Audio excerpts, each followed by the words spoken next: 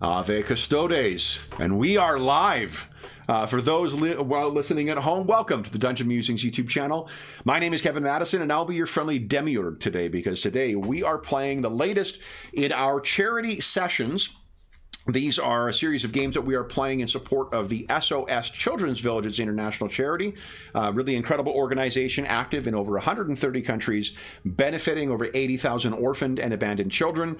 You can find a link to the Heroes Save Villages campaign down below if you wish to make donations either at the start of, throughout, or after seeing the session. All donations through the link go directly to SOS Children's Villages International. None of it goes to the channel or any other middleman that benefits from this. It only goes to benefit the kids who benefit from their services. And as today's session, I should say, is brought to us by the generous donation from David. If you are not familiar with today's game is Lex Arcana. It is an Italian-produced RPG that is set in a fantasy version of the Roman Empire. It is fantasy in the sense that there are lots of subtle magics and bizarre creatures and supernatural threats and divinatory magic and whatnot functions. The gods are real, or at least they respond. But it is not like that there's elves or dwarves or whatever else that you play. You play members of the very specific order set up by the current emperor, the Cohors Auxiliaria Arcana.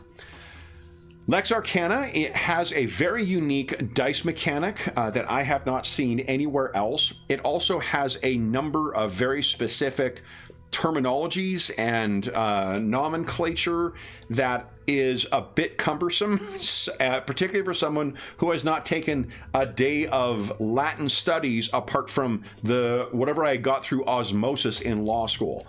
So I say that to suggest that we're going to be mispronouncing Latin left, right, and center in here. But as I said to our players beforehand, our current understanding of Latin is informed by a bunch of robber barons from Renaissance Italy. So really, how they choose to dictate how this is pronounced, I don't fucking care. So if our Latin is incredibly incorrect, we don't want to hear about it in the comment section, because we don't care. This is a fictional world that we are throwing ourselves into, and the excessive use or the prominent use of Latin on every part of this game is part of, I think, what will make immersing ourselves in the setting fun. So, let me introduce you to the stars of today's session, which I've called Nosphoratus. First up, we have the donor who made today's session possible is David. Salvete meum nomen est David hac nocte ludo aulus antilocus ex Aegypti. Or as Pandauran's people would pronounce it. Hi, I'm David, and tonight I'm playing Aulus Antilochus, a scholar from Egypt. I'm very much looking forward to this. Excellent. Why'd you have him go first? We have to go after that? I know. I mean, you're Dacian. I'm clearly you're fluent with the tongue of the Magyars. You're up next, Sean. Why don't you do your introduction? Oh, thanks, Kev. Appreciate it. My name's Sean. I am running Electra Zaius. What do you think, Zaius? Sure. Yes, Electra Zaius, and she is a cunning warrior. Yes, from the province of Dacia as well. Dacia or Thrace? I think she's Dacian. Dacia, yes. Yeah, the mountains of Dacia, I believe. Yeah. Next up is Carl. Hello, I'm Carl, and I'm playing the generic Italian. I'm playing Gaius, who is an explorer. Although you are Gaius from Valerius. northern Italy, so you Northern are Italy, though. Yeah, much more okay. rural region than the city itself. Yeah, I don't speak any Alp languages. Apologies. Well, no, I do. I could speak Spanish. Yeah, exactly. Me llamo Gaius. Valerius. Outstanding. And last, but certainly not least, is James. Yes, so I'm James, and I'm playing Penderan Elad, an ogre from up near the Valum Hadriani, or as the oiks around there call it, Hadrian's Wall. Very nice. Is this the first time you're playing that's as close as you've got to actually playing a Scot? Yeah, this is about it. No, I've played dwarves in Warhammer before. Damn it. One other thing we'll say, the game itself has a fair bit of different interlocking pieces, so we are likely to get things wrong. If we get things wrong and you want to correct us on what was done, we'd be happy to hear about that. Folks joining to learn about Lex Arcana would benefit from our mistakes. So please, if you are more familiar with the game and we screw things up as we go, feel free to leave a comment in the comment section down below. We'd be happy to have that information passed along to folks who may be interested in playing the game. That said, let's dive into our session. Aldous.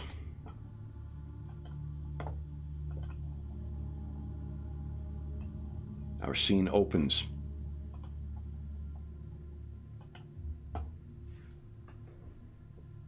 In a mist-filled forest where you have never been and very far from your home. I believe, Aldous, are you not from Alexandria? Indeed, the greatest city in this or any other age. True. Then this is truly the damp in here certainly would match your home on the southern Mediterranean, but what is it called? Is it called Mare Grande or something like that? Mare something or other? Mare Nostrum. Mare Internum. In this one. Yeah. But the temperature. And this has a cloying cold to it that is unlike anything you have seen. Perhaps if you have traveled as far north as Penderan's home province, you may have experienced something similar. But there is something distinctly sinister about these woods. And as you make your way along to call it a path would be generous. You cannot see the sky, though the diffused light that comes down tells you it is daytime, though the cloud cover and the clinging trees overhead would certainly try to fool you. And that is the feeling you have of these woods, that they are trying to fool you. You hear the sound of one of those northern canines. Something very different from what would prey on the unwary in the desert lands of your home province. These are wolves. And if you are correct, and this is not the home of Penderan to the north, these may be some of the most fearsome wolves of anywhere in the Empire. Right now you only hear them, but you are a learned man and you know. Like any drilled or coordinated legion, they hunt by cooperation. So these howls are not only an ominous sign of your danger, it also is a sign that the soldiers arrayed against you are coordinating. You can hear the sound of an owl overhead. And you realize as you walk that the ground is growing still as damp, but looser. Your feet are going deeper into this. Not in the kind of clinging, cloying way that mud does, but just passing like loam. And then you slip. You don't fall, you maintain your standing, and you can hear in the mists a snarl of wolves, eager anticipation by these foreign soldiers. And when you look down, you see what you have slipped on, because there is something underneath the very light soil. At first you think a root, maybe? And then you realize, no, those are the white discoloration that you see. And the hairs on it. This is a patch of pale and deathly pallid skin. There is something dead beneath the earth.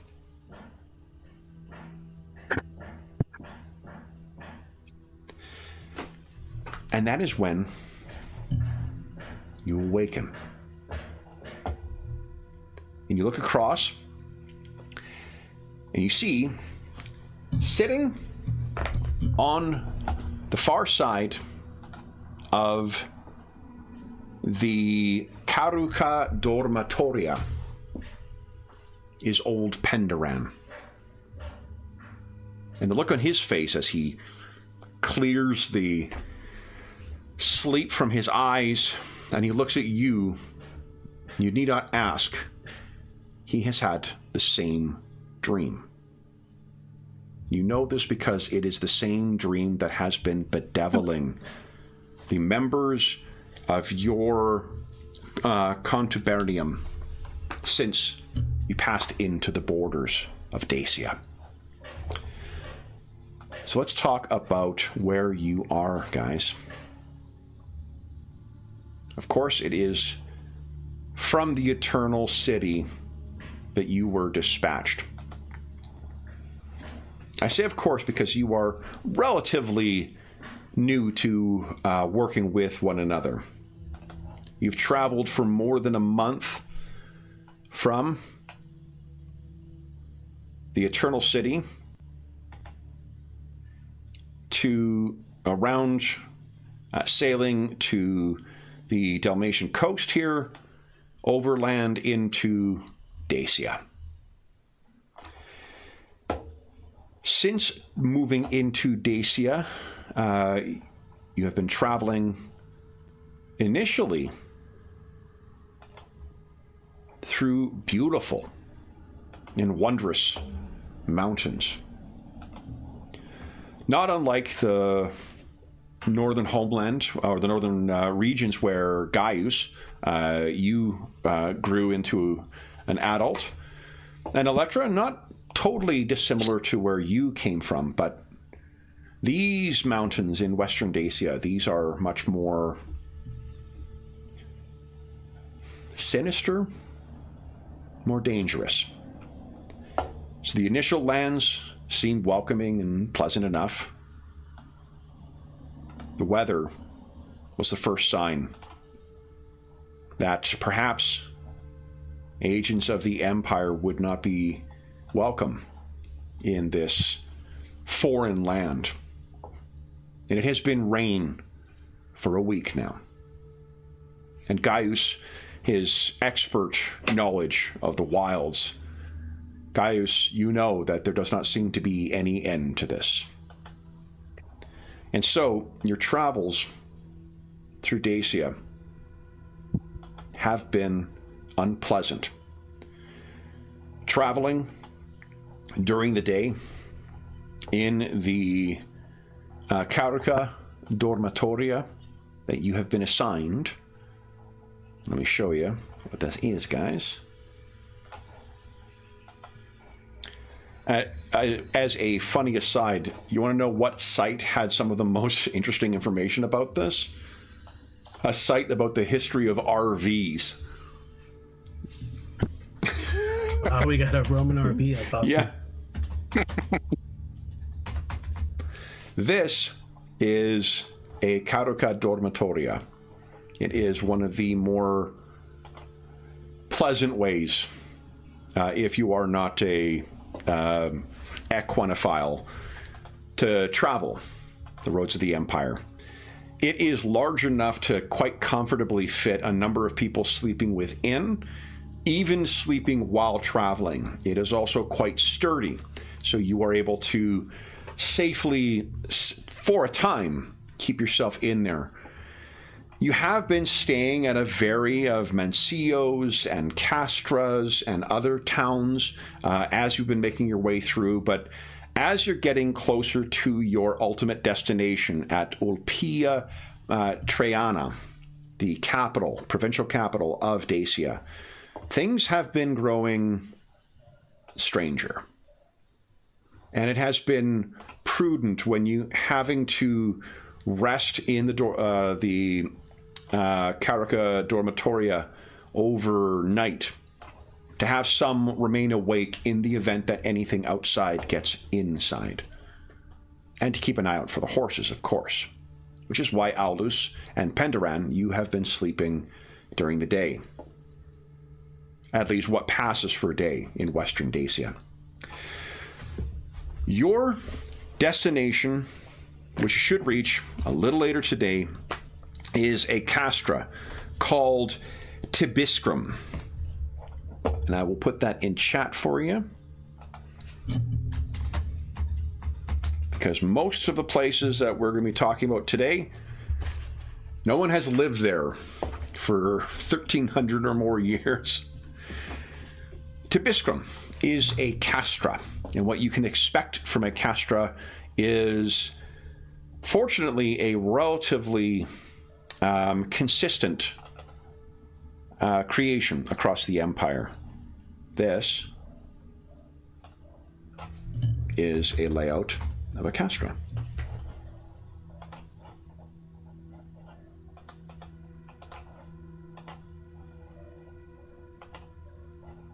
Here, guys.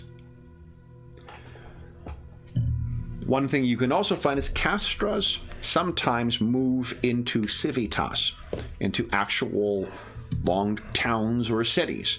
And Tibiscrum is one like that. You can expect that there will be a castra plus, if you will. Once you stay in Tibiscrum, that will be the last bit of civilization, apart from the road itself, that you should encounter, other than a Mancio or two along the road. If you wish to know what a Mancio looks like, guys, hold on to whatever the Roman equivalent of socks are, because I got one for you. Here you go.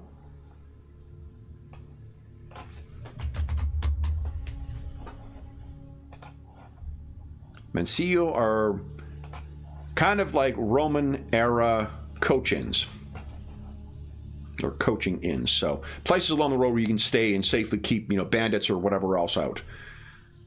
You can, for all intents and purposes, think of them as fortresses. Though those windows and whatnot are exposed on the ground floor, sealed up, they would keep all but an army out. That will be your last visit before, or the last things that you will be encountering along the road until you actually get to Ulpia Traiana. So Aldous and Penderan, having woken from this dream once again, why don't you each kindly give us a Demagia roll, please? And I will leave it to you guys. Maybe talk through how you're breaking down your dice pool first, just for the folks at home. And this is an interpretation of dreams. It is an interpretation of dreams, but if you wish to make use of a ritual to do so, you will need to expend pietas. Gotcha. So what this will give you is some generalities with it, but when you make use of the rituals, depending on what ritual you choose, and there actually is one specifically about the interpretation of dreams that has that's like somnus interrog something. Where is it here? Yeah, so which means that you do not get to add your specialty either. No. Yeah, somni interpretatio. There you go. Okay. So for me, it's fairly straightforward. It's a 10, so I'm just going to roll a d10. Sure, go ahead. For this one. Yeah. Ooh, but it did explode. Hell yeah, 14.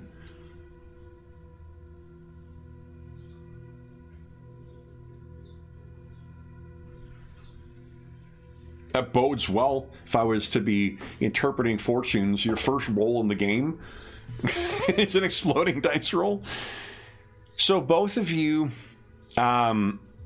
obviously, this is portending to something that comes.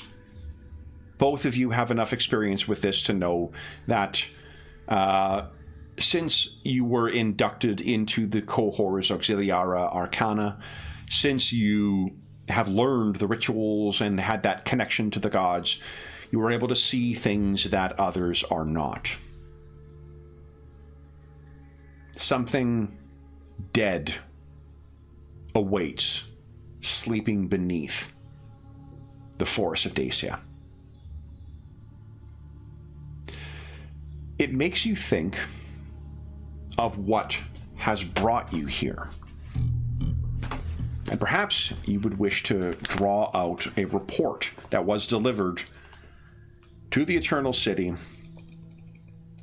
which is what prompted your contubernium being sent here.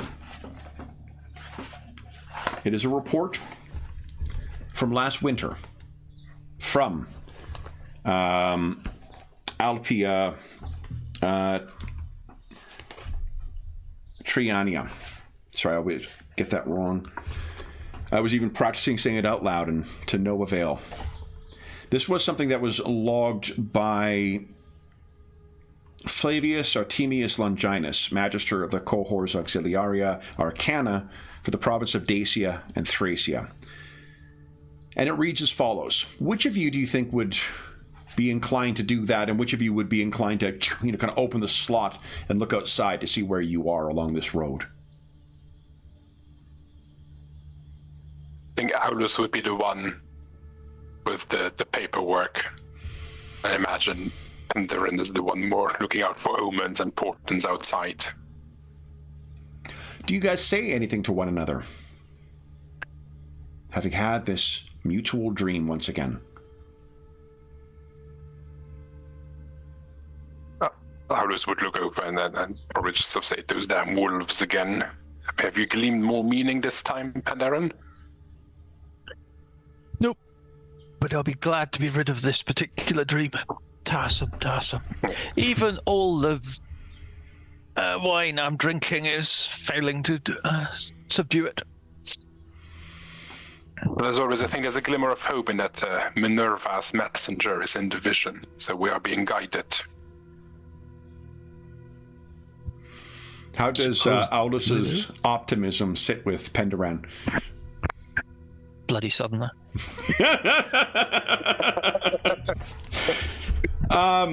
So, rolling this out once again, and my apologies for the extended read-in, but it reads as follows.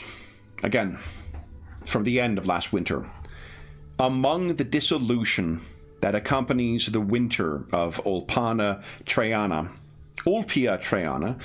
a foreign prince happened to appear at numerous parties held by local patricians and quickly became more famous for a series of quirks than for his rank. This Dacian, Gothic, or Scythian dignitary kept an attentive eye on the merriment around him as if unable to take part in it. Whenever the joyful laughter of a maiden caught his attention, he froze her with but a gaze, striking fear in those festive souls. Those who felt such fright could not explain it. Some said it was his gray eyes that at first seemed to see through a face and into the depths of a soul behind, and then fell like lead, oppressive to the point of being immobilized.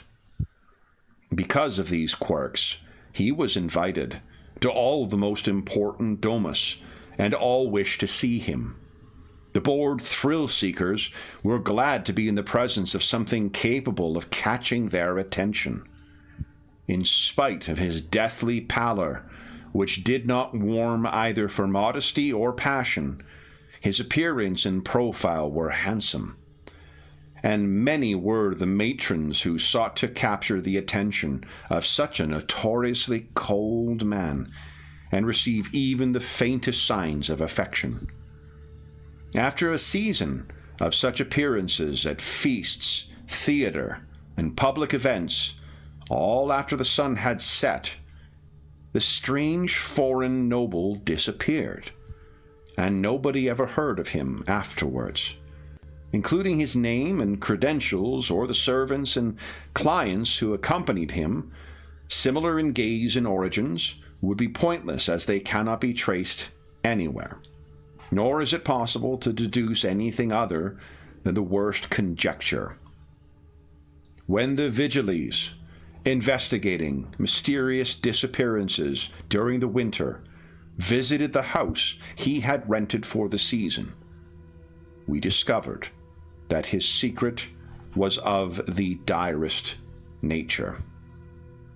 Below the mansion, in a network of crypts and basements more akin to a slaughterhouse and a landfill than common storage, were found the defiled and mutilated bodies of almost 100 victims. Those who disappeared during that winter, and many other foreigners whose murders had gone unnoticed. And so it was that the cohors Auxiliaria Arcana, stationed in Dacia, made its first acquaintance with the vampire kin of these lands, a mutual acknowledgement that for a while now has defined our secret war against the blood gods and their servants. The notes and information in this report gather and sum numerous reports and communications from the auxiliaries and the veterans of the cohors in the last months about these beings, as well as other dangers and sinister threats of this region, including rumors, missives, and confessions gathered in years past, and a general historical and geographical overview of Dacia. I do not need to recommend caution and discretion in guarding such material, so dangerous to the stability of the Empire, not only for the facts themselves, but also the grim and frightening truths these events entail. There is another world below the one we know, hidden beneath the facade and weak veil of Roman civilization, barely conceivable without being racked with horror and madness. There is another world below ours, as I said, and it is a world of darkness. You will note that parts of these confidential documents and papyri refer to events and circumstances as rumors, legends, ancient myths, and fragments of news. Unfortunately, this is the general condition of the information in our possession. They seem exaggerated and unlikely at times, while at others so cryptic and enigmatic as to be useless. And yet, no word is wasted, no conjecture added without reason, and no version of anything you will find here is reported without some sort of merit. Whatever factual truths hide behind these mysteries and clues, I am afraid, we will discover soon enough. As I said elsewhere, storm clouds are gathering in the skies of our northeastern border, and chaos will soon strike at our bastions. Then we shall tell fiction of what is reported here. As always, the custodes sent into these regions to unravel their mysteries and schemes will provide future material to shed light or define this news with greater precision. So it started in the bundle of materials that you, as the custodes sent here, were provided. And the reason you were sent back here, it is said that the disappearances in Ulpia, Traiani, that occurred last winter have begun again. This cart, your Caruca Dormitoria, is not only carrying you, it is burying all the knowledge, all the materials that you will use to wage your war against that world of darkness that your comrade wrote of. And it is then that the cart comes to a sudden and somewhat alarming start, or stop. Electra and Gaius, you have been driving the Caracas. Caracas? I think I've got that wrong. Caracat. What have you two been keeping an eye out for? If the has Pandaren or Aulus shared with us their dream? The troubling thing is that all of you have shared those dreams. Oh, so then he's looking out for wolves. I don't know who's do we have a driver? Or is it one of you two? Oh, I would probably ask you to drive if you were willing, and I will have my bow out. Okay. The rain has well and truly soaked you to the bone at this point as well. Your bow is out. Wonderful country you have here, Electra. Guess you're from Dacia, right? She is from the province of Dacia, indeed. It is lush, and the rain tells us that the crops will be deep. I would ask that Gaius and Electra, would you please each give us a dice roll using sensibilitas? First roll? One of your virtues. Sensibilitas is your senses. Yeah. All right. So break down that dice roll. These explode, right? They only explode if you roll the maximum on both. So you can't put it in as an exclamation mark unless you were rolling only one dice. Oh, okay. So you have to, but you could do like. You can't, because you can't really set it so that it only explodes over if both of them come at maximum. Okay. Yeah. So go ahead and give us a roll when you guys are ready. I know this is a basic question, but we're what's the DN? What's the D? The DT, difficulty threshold for this. That is not an unreasonable question. Actually, I was grabbing the sheet to give you a sense of what difficulties you are. set that, right? A normal difficulty is a 6. Challenging is 9. Hard is 12. Gaius, excellent roll. And but so it only explodes if I get 2 6s, right? Correct, right? But the measure. The other thing is, if a difficulty is a 6. Every increment of 3 represents another degree of success on top. Cool. So perhaps unsurprisingly, it is your Italian hunter who spies first that in this narrow Roman road, the sign that the reach of the empire has extended to this wild realm, even though it may not know it, there is a body lying in the road, the head facing in your direction. And Gaius, you can see they are dressed as a Roman, not as a Dacian. I guess it would bring the cart to a halt. Okay. The horses happily come to a halt. The rain is coming down around. Electra, you see what he sees as well.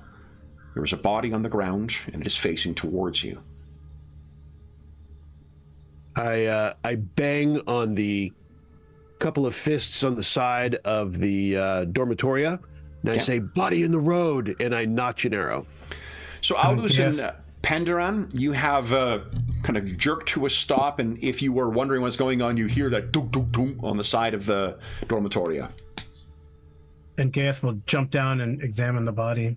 Okay.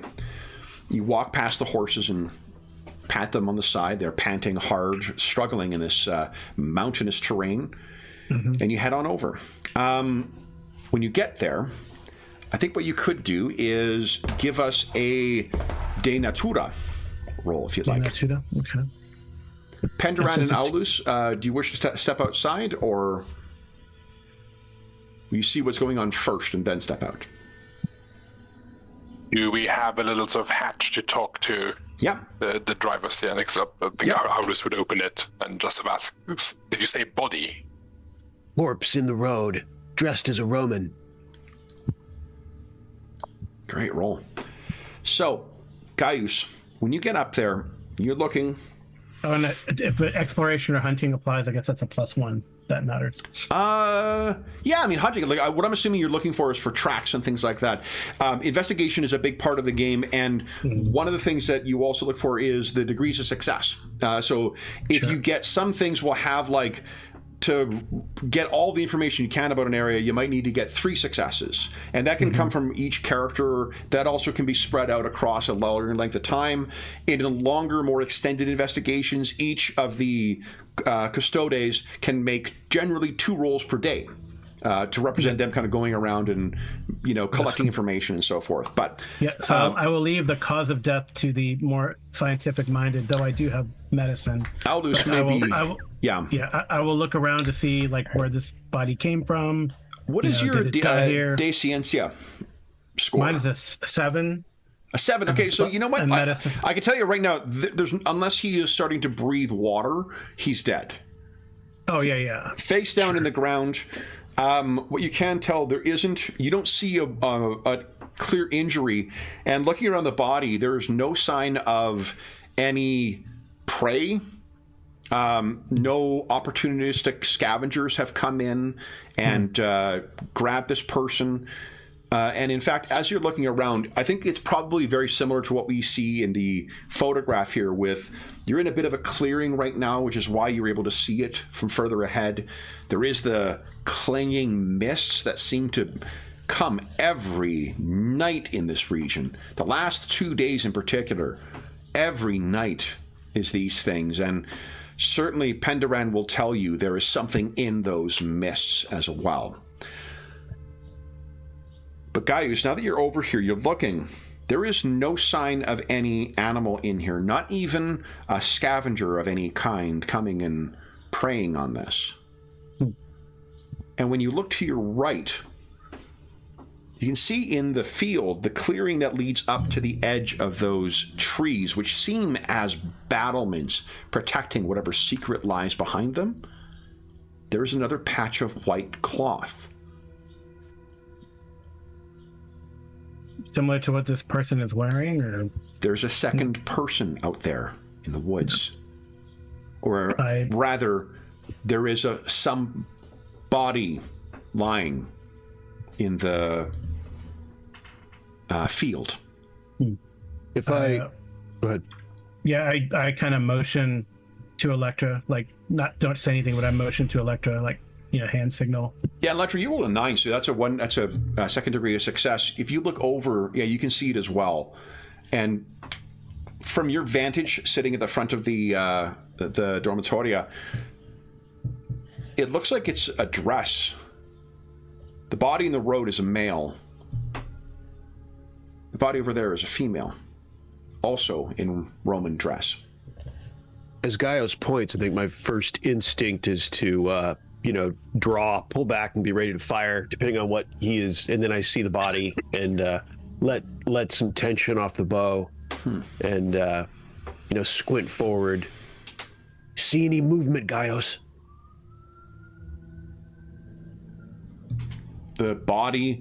If the body in the field is anything like what is in the middle of the road here, it will not be moving. And I'll say if Aulus is still probably at the hatch, say another body, Roman, female, probably. So I want to, I guess, move the body or try to move it over. It said face down, right? The one on the road. Yeah. So try to use my, I don't know if we're wearing boots or sandals, but sandals, whatever. I think. Yeah.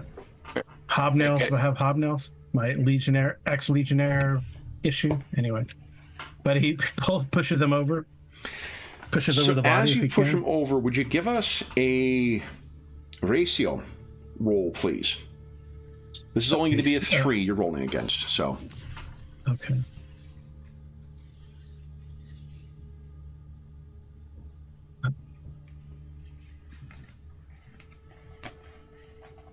Ooh, that's Wow. yeah. Are there? So can you always spend a point to get +1?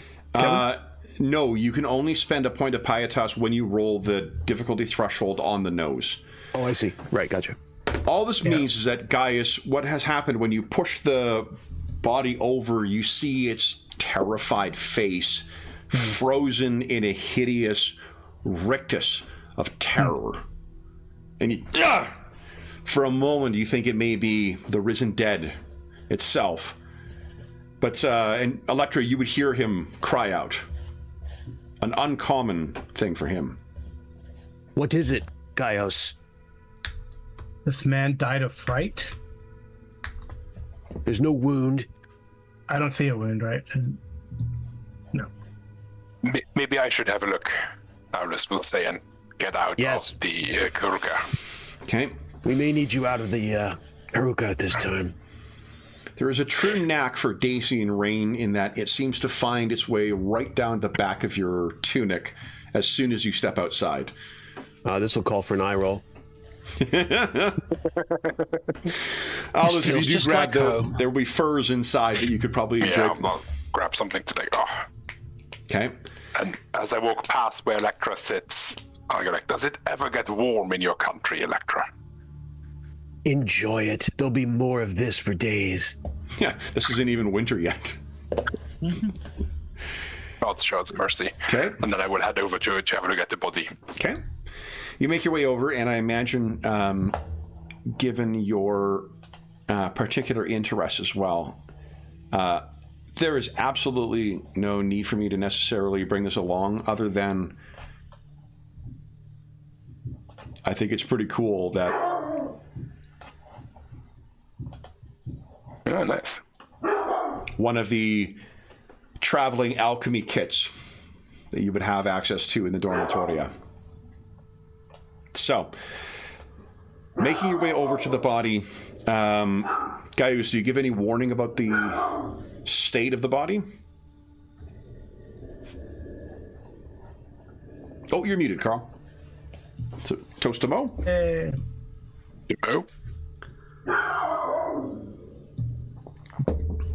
Even the dog toasted. Yeah, Anna's toasting Mo as well. So I'm going to say, looks like he died of fright. I will go check on the other one. The look on this corpse's face, Aulus, definitely seems like Gaius may have something there. Penderan, Caution, Gaius. Are you remaining? Caution if you go off the road. Well, I just want to get it. Well, it's probably like not the tactically smartest, but he wants to get away from that body. Do not leave my sight, Gaius, and I'll be watching as he leaves the road. And Gaius, you're heading to the other body? Yes. Okay. Penderan, are you remaining in the dormitoria, or are you stepping out as well? No, I'll come out. I mean, weather's pretty much like home anyway. So. Just like home. In fact, it's possibly a bit too warm and dry. Yeah. So. Does this place ever cool down? Goodness. Yeah. So, Aulus, you will be the first to the body. Would you kindly give us a de ciencia roll? That's pretty good. So, that is going to be 3 degrees of success on that. Is that right? 10? That's difficulty of 3. Is that what you have? That'd be 2 degrees of success. DT. No, this one's a difficulty of 6. Yeah. Yeah. So, getting there, Aulus.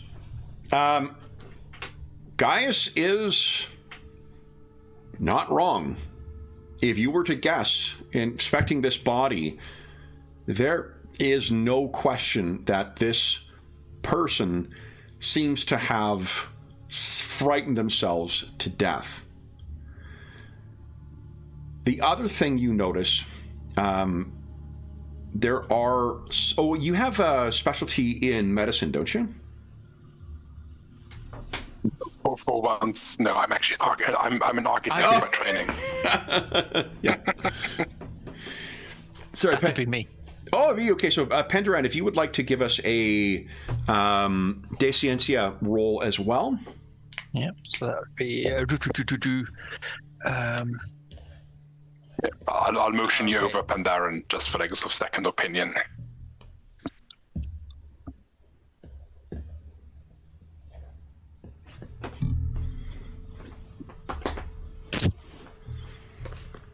Okay.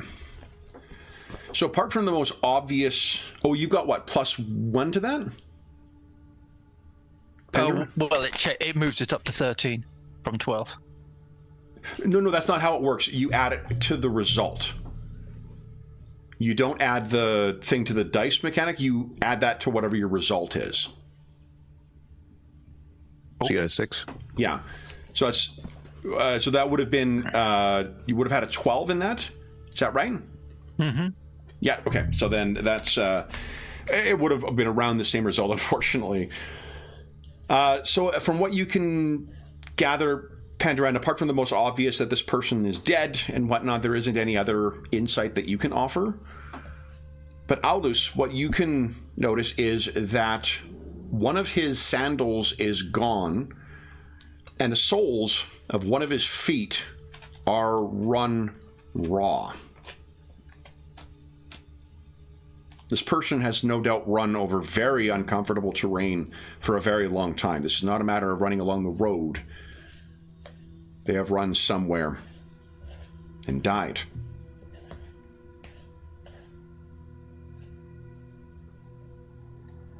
Did it look like he died here or died somewhere else and then was moved here?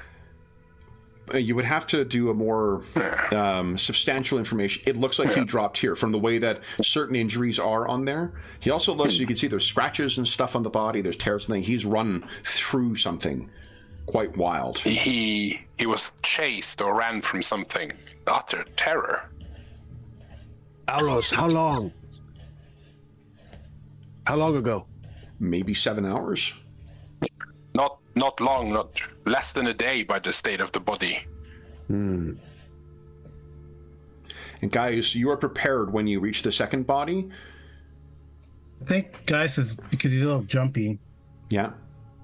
he's going to actually draw his sword. And I don't know, what sort of proclivities do we have about just prodding bodies with weapons? I mean, No superstition against it. If you wish to prod the body, I mean...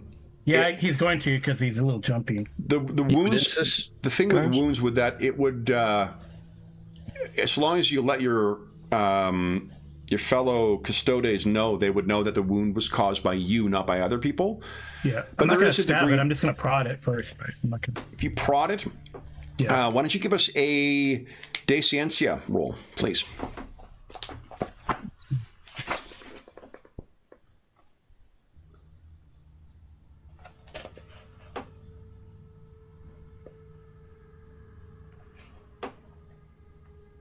Oh, and James, you're right too. It adds to the dice points, not to the roll. Am I doing this right? It's another. Oh my God! Did I do it right? I did it. Yeah, it's a D4 and a D3. Yeah. Yeah. Jeez. You like those ones? I know. Yeah. So just you're looking and you stab this thing, and there's a bit of thick, viscous blood that comes out very, very slowly from this pale body, but it does not move in response to your prod. It's dead. I probably yell that way too loud. Okay. Look That for a echoes. wound, Gaius. You can hear. There are birds that take off in the trees, unseen, but certainly heard. And I haven't lost sight of Gaius, right? He's No, he's visible. definitely. Okay. Gaius, look for a wound.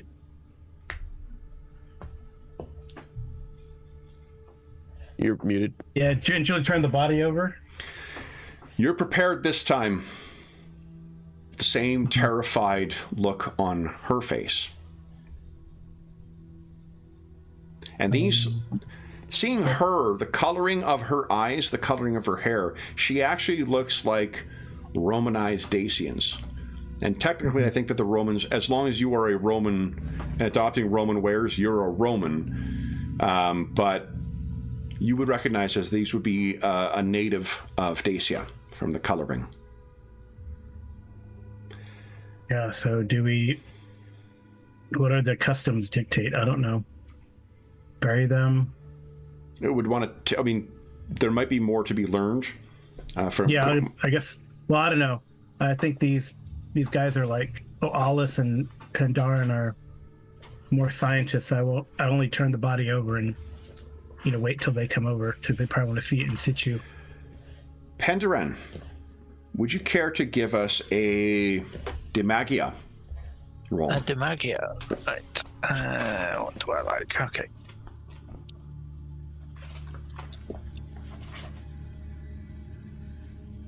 It's a 9 you're rolling against.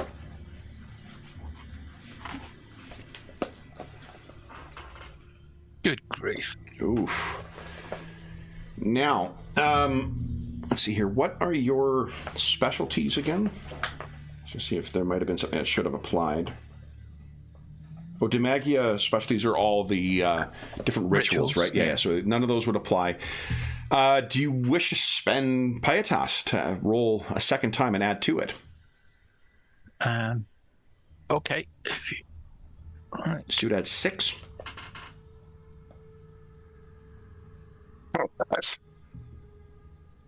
There you go. Be 21. Okay. Wow. All right, so you use your blue bar is your Pietas. It'll be down by 6. So that is 21 is as many degrees of success.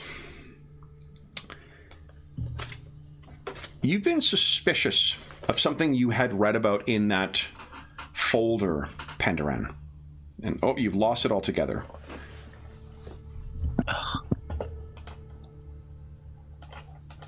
Okay. Should be. There you go. Okay. Pandarin, what you're aware of is there are supernatural creatures that walk some of the distant places. The sounds you've heard in the mists at night, the wails that sound almost as if they are language, but certainly convey an intelligent sound of grief and fury. That is most certainly the sound of larvae, or lemurs, the unquiet spirits of the dead.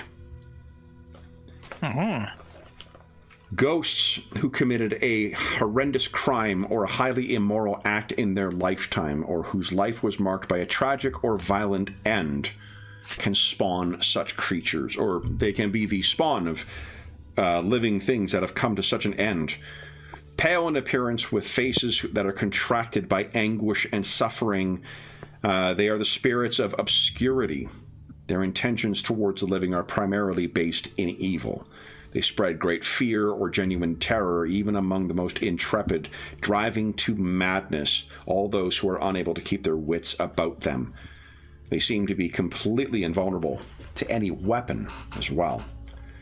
Ooh. You would know that they are also connected to the culture and the place of the dead. The rituals, those rituals practiced to stop them from coming, prevent them returning, keep them away, and allow them to rest in peace, are the things that can ultimately defeat larvae and lemurs. Since the most archaic ages, the Lemuralia festivals have been regularly celebrated in Rome, as everyone knows. They are still held today during the month of May. During the feast days, the temples are closed and no business of any kind takes place. Paying homage to the dead in this way, the Roman state hopes to protect itself against the fury of those ghosts. You would also know that there are superstitions among the Italic peoples that burying black beans around the body of the deceased and playing cymbals during their interment will prevent their return as a ghost. Enjoying much more credibility among experts, however, is the theory that in order to fight these creatures, fire or suitably blessed weapons must be used. What you would also know, Pandarin, this is a province established in blood and conquest, even more so than for any other place in the Empire. And it is relatively recent as well. There are reams of potential sources of unquiet spirits. So the nights in this land may be quite literally haunted.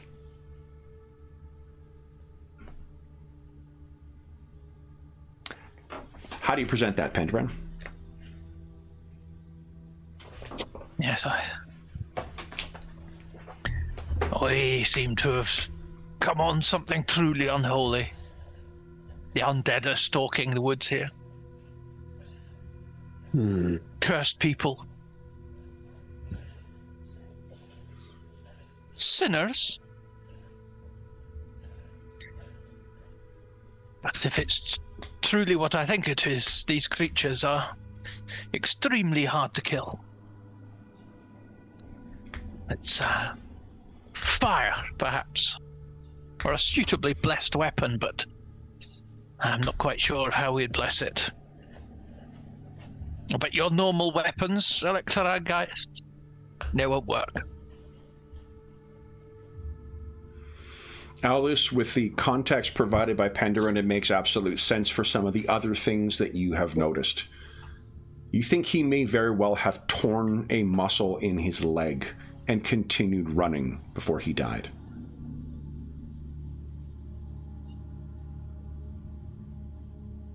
In response to Pandaren, I'll yell out, "Well, isn't that cheery news about our weapons won't work?" So, guys, you're feeling very... Space on your roll earlier and seeing this one's face and hearing what you've heard. Is there something watching you in the woods? He's gonna back out. Okay. To leave the body there. Yes. So Gaius has his sword drawn and is making his way back across this soaked field. Can I tell that he seems alert? Like a little more alert than he was a moment ago? As he backed out? Yeah, I mean, you guys have traveled, I think, well enough.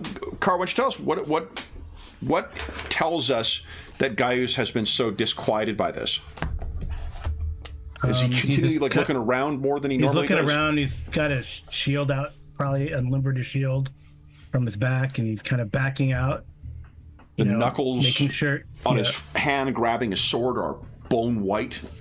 Yeah, and watching like where he was, watching the woods and watching where the body was. Say something, Gaius. I don't appreciate suspense. There's things out there. Something specific? No, something watching.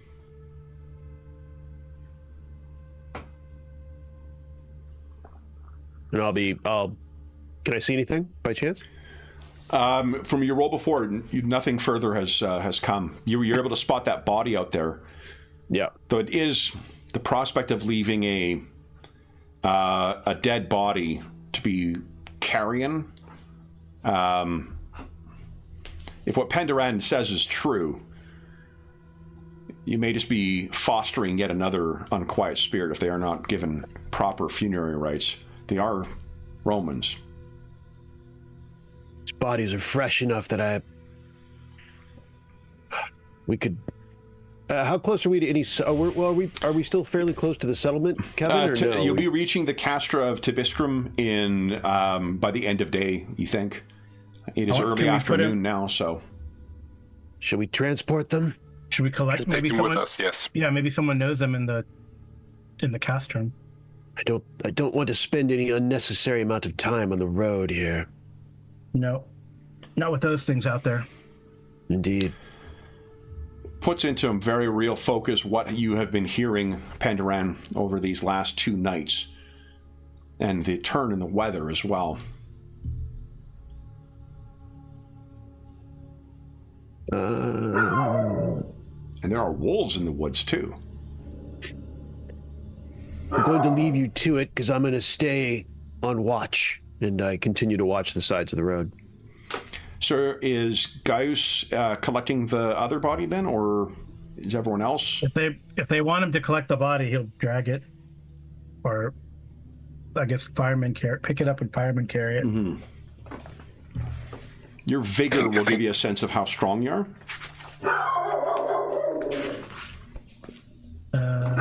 Well, 12 seems pretty good. 12 is really good, yeah.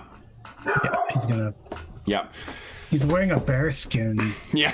He's gonna. He's a badass.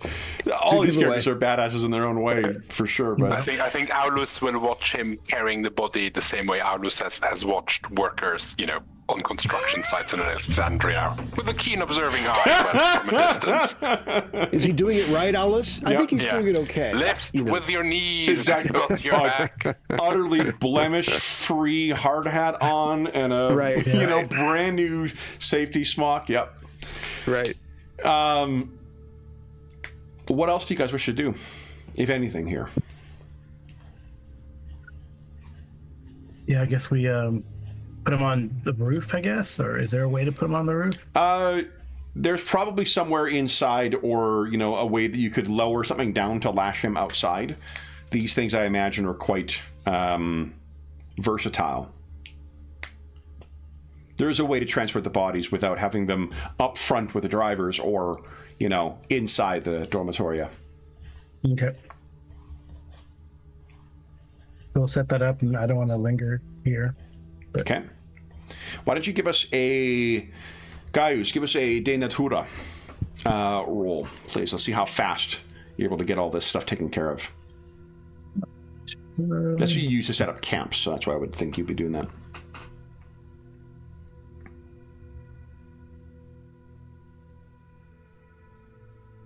There we go. Awesome. See, good. I don't always roll ones. Yeah. Good. Got him out of the way.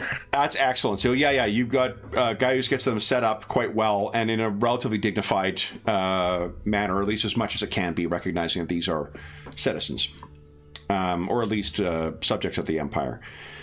Aldous, you did roll quite well. Is there any other questions you have about the body?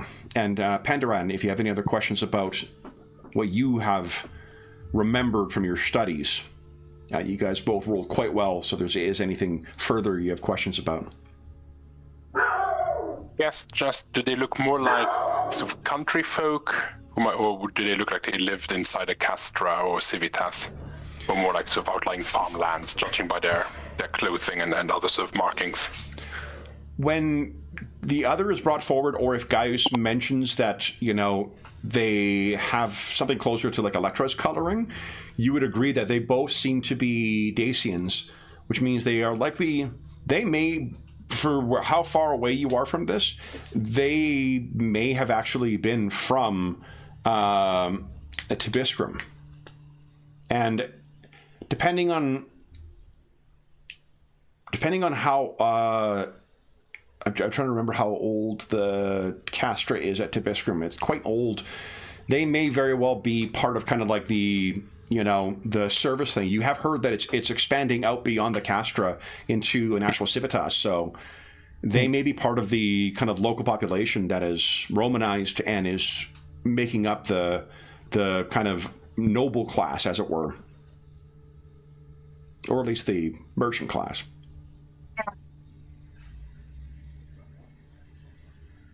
We might find the source of their fear at Tibiscrum.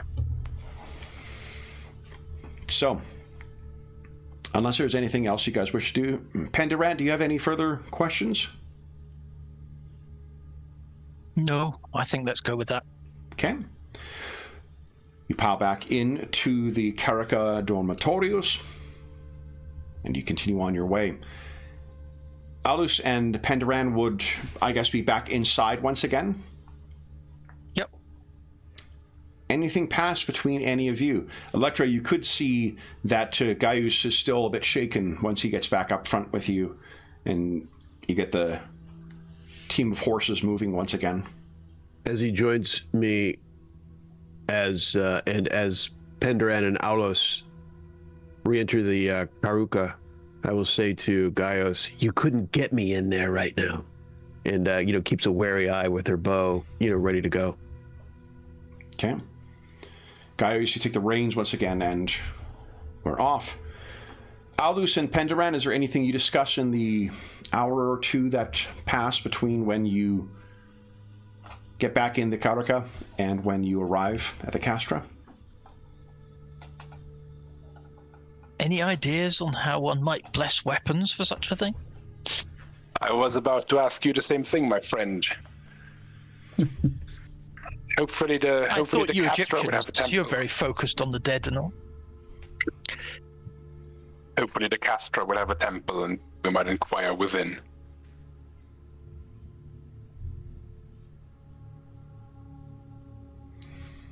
We can't do that with any of our powers, right? Our divination things? No.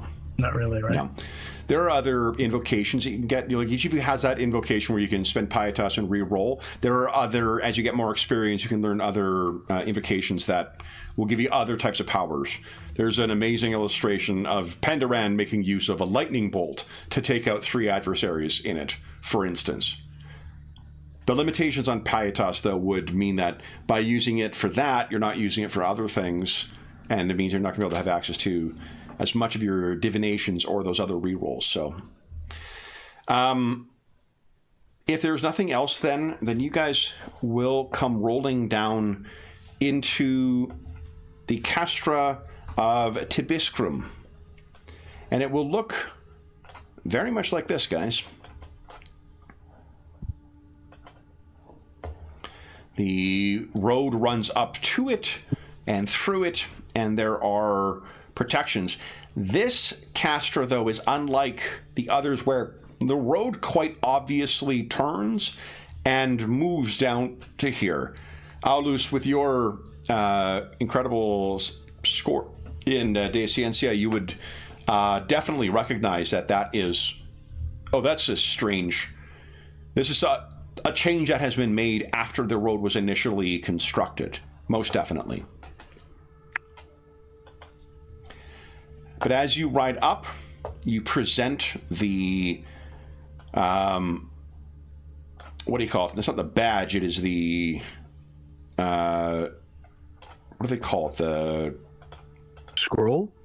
It's not a scroll. There's something, it's the something of office. It's your, our bona fides? Yeah, it's like that, but I can't remember there is an actual word for it that don't escape me right now. Legate is not in the right direction, is it? No, but it's definitely a Roman word. I mean, you throwing things out here. I am. I'm just going to hurl things. I'll grab my Black's Law dictionary and start going through with everything. Is it contra preferentum? No? Is Carpe diem? Yeah. What? As you present your... it was almost there and it's gone. It'll come. Yep. You present your... the things that prove that you are part of the Cohors Auxiliaria Arcana. The legionnaire who is watching the gate seems quite impressed, and they gesture for you to go in. And the Castra, as you're going in, it is both familiar to any of the Castra that you have passed through before, and it is also... it has definitely a provincial feel to it. The smells of the food in the camp, there's the prevalent smell of, what is it called? The army has a very specific drink and food that they eat all the time. It's not grappa. It is, vinegar, isn't it? Posca.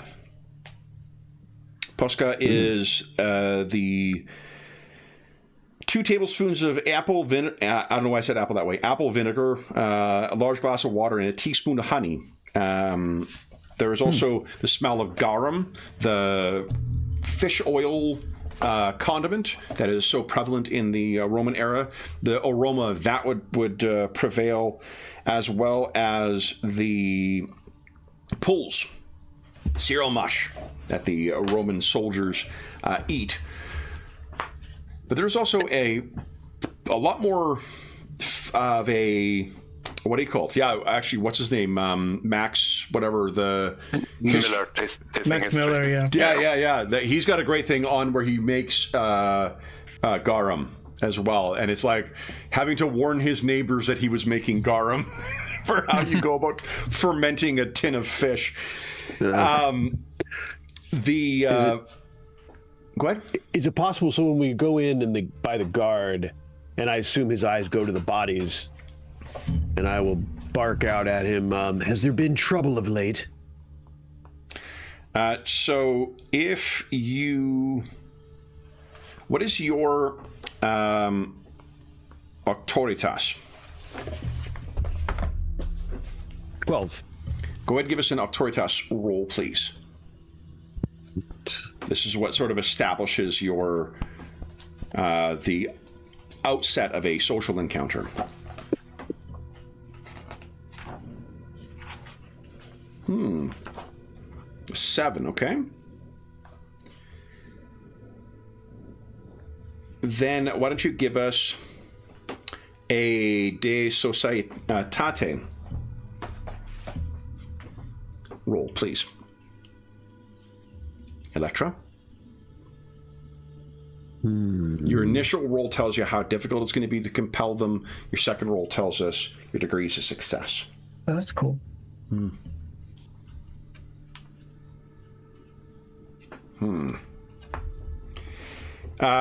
He looks at you and looks away. You would know enough that they just may not answer to you. So if you choose to press things, or you choose to have one of your more, charming or more apt for social interaction comrades engage in that, you may get better success. But you also may see more success starting with the head. Before I lose sight of him, I'll say, I'm sure we'll see each other again shortly, and then turn back to my... Okay. Keep just watching the perimeter. So there's two ways of seeing this, Gaius. There's one way is to see this as, why didn't this guy answer the custodes? He should know the station of this too. Another way of saying this is like, what the fuck would this guy know? Like, why would you talk to this guy? You're just being a Dacian bully. So I'll leave it to you to decide how Gaius feels about that. Because there's not a right answer one way or the other there. Does the legionnaire look... He looks like... He doesn't look Dacian, right? He doesn't look like... No. Maybe he just doesn't like Dacians. Could be also that Electra is like the native, right? So yeah. Could be thinking she's throwing her authority around. It seems that the word has been run from the gates up to whoever the Legatus Legionis, because by the time you reach the center, the Principia, or the Praetorum, the Praetorum, you would see waiting for you outside. Where is he here? I'll use this just because I think it's a really fucking neat illustration. But here's our average legionary.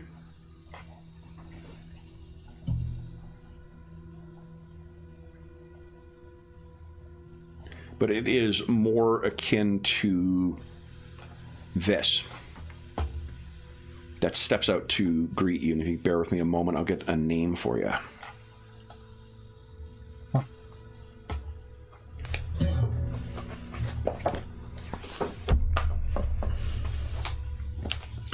And stepping out, this individual steps forward. Would he be like a centurion? Would that be accurate? No, it would, most definitely would not. He is a Legatus Legionis. He heads this legion. Main man. Yeah.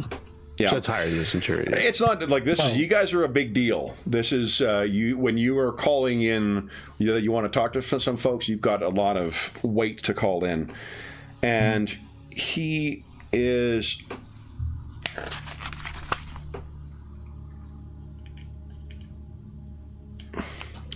he introduces himself. Ave Custodes. Does he actually come out on a horse? And nah, he'll just come out. He's got. It seems like he's quickly thrown like a hat on and his cloak on. From the look of it, it looks. And he says, "Ave, I am Legatus Legionis Gellius Marcus Titus." Big names. The more pompous, the longer the names are likely to be. Yeah. I had word that you were traveling along, that you were passing through, destined for Olpia Triania. Welcome. How might we make your stay accommodating? I've no doubt you've had enough of the inside of that carriage. Why don't you... Food and lodgings would be appreciated. Who would like to give us an Octorius roll once again? Not grumpy me. Probably not a bad plan. I mean, mine is fine. Mine's good. All right. Yeah, your 12's good. Octorius is great. Like, you did roll quite well before. It's just that I know that I'm also. Would I be inclined, since I am native and not, Italian? Would I defer? I mean, what would be my sensibility about this? No, so at least in this fantasy version of it too, yeah. If you are Roman, you are a custodes. There's no question of where your allegiance lies. You are Roman. Yep. Anyone who suggests otherwise is not loyal to the empire. So gotcha. The fact that there are folks who may be like natives, Dacians, who are either unaligned with Rome, who refuse to recognize the authority of Rome, or are scheming against Rome, that's where being Dacian may be of value. But with this individual, it is no impediment, regardless of what part of the empire you are from. Gotcha. Yeah. So why don't you give us the Autoritas roll then, please? Yep. All right. Let's see here. Let me see here. We'll try this. Okay. Nice roll. Wowzers. I rolled 2d6. What was I thinking before? So this is awesome. You, this is where your opportunity to shine as a soldier really kind of comes across, or at least as a warrior. You cut a hell of a jib. Who feels like they'd like to give us a De Societatis roll? Oh, that you want to roll under that? No, you want to make that. You want to beat that. No. What this is, sets it up so it dictates basically if you make one success on this because of Electra's great roll. This is a guy who's inclined to like it anyway. If you make a success on this or get a success on this roll, pretty much like you have the run of the place as much as you'd like. Oh, I got a 6. Yeah, I got a 6. Somebody else try it. Pendarun is scratching his crotch. Aulus, how are you? I got a 10 and I have decorum 1. Oh, yeah. Plays into it. Okay, so I think 11. it's you. Yeah. Yeah, so 11 dice value total. The specialty adds to the yeah, I fucked up. James is right. It adds to the total before you roll. Oh, it does. Okay. Yeah, it's the dice value. The nomenclature in the game sometimes trips me up. That's all you need. So, Aldous, what do you say? I think he'll keep so brief saying we need food, lodgings would be appreciated, and we have a matter that is better discussed within, outside of earshot of Knights of Motions to any other civilians that might be around.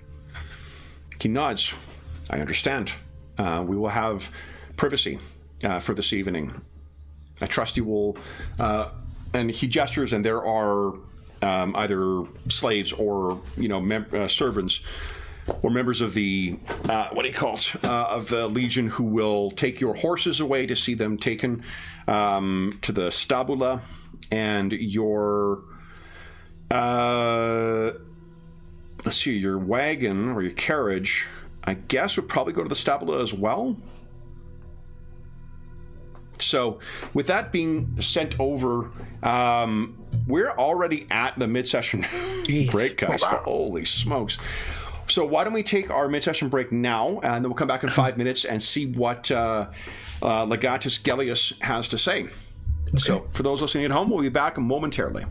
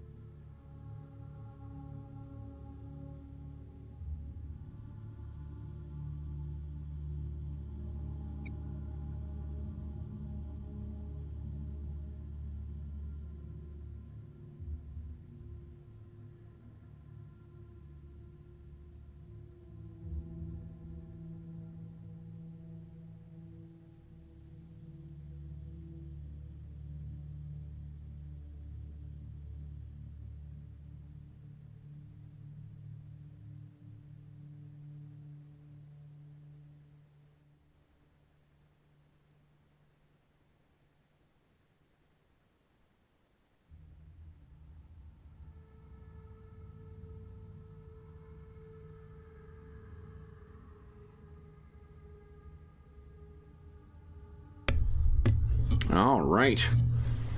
Hope everyone is having a good start to the weekend. Or good start to your weekend. I guess you're in the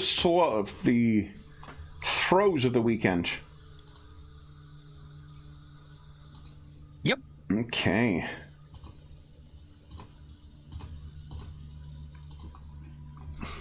Okay. Let's see. I got Skellius. Put the name on the token maybe here. Hold on.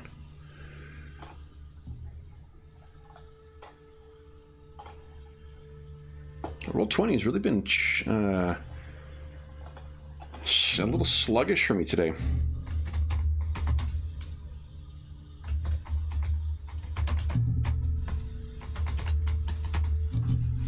Okay. Oop. Let's make sure you guys can see it. All right. So then, as you guys are settled into the, I guess it would be the Praetorium? Yeah, because you wouldn't be stuck in one of the dormitoria. Anything you guys wish to do?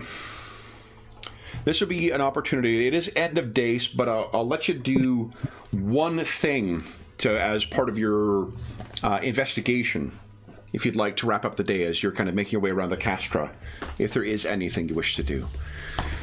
You can make use of kind of any of your it's not called skills, but I can't remember the Latin name they use for it. Pericia. Yeah. Pericia. How would we address so would we address him as the legatus? Yes. Legatus Legionis. It's Gellius, not Gellus. Definitely a conversation with legatus would be. You will, but he's going to be afterwards. That will be at dinner. Oh, I see. If there's anything else you guys wish to do. I see. I don't know if there is anything, but like you guys could make use of Deseatatus to talk to folks in here. You could make use of De Ciencia to further investigate things here. You could use De Natura to take a look around to see whether. I'm thinking of two things: the bodies. We still have to deal with the bodies, and then she would like to probably walk the perimeter. Like walk among the soldiers would be her. So. There is also your rituals too. They generally don't take any significant amount of time. Those can offer you some insight too, depending on what you're looking into. And some of them are responsive. Like if you have a dream, you can make use of your rituals to try and get further information about them, or you can prompt them yourself. You can look for omens. You can, use Harospexy or Harospexy? Spexy? I don't know. Harospex. So is there anything you guys wish to do before your audience with Legatus Legionis Gellius?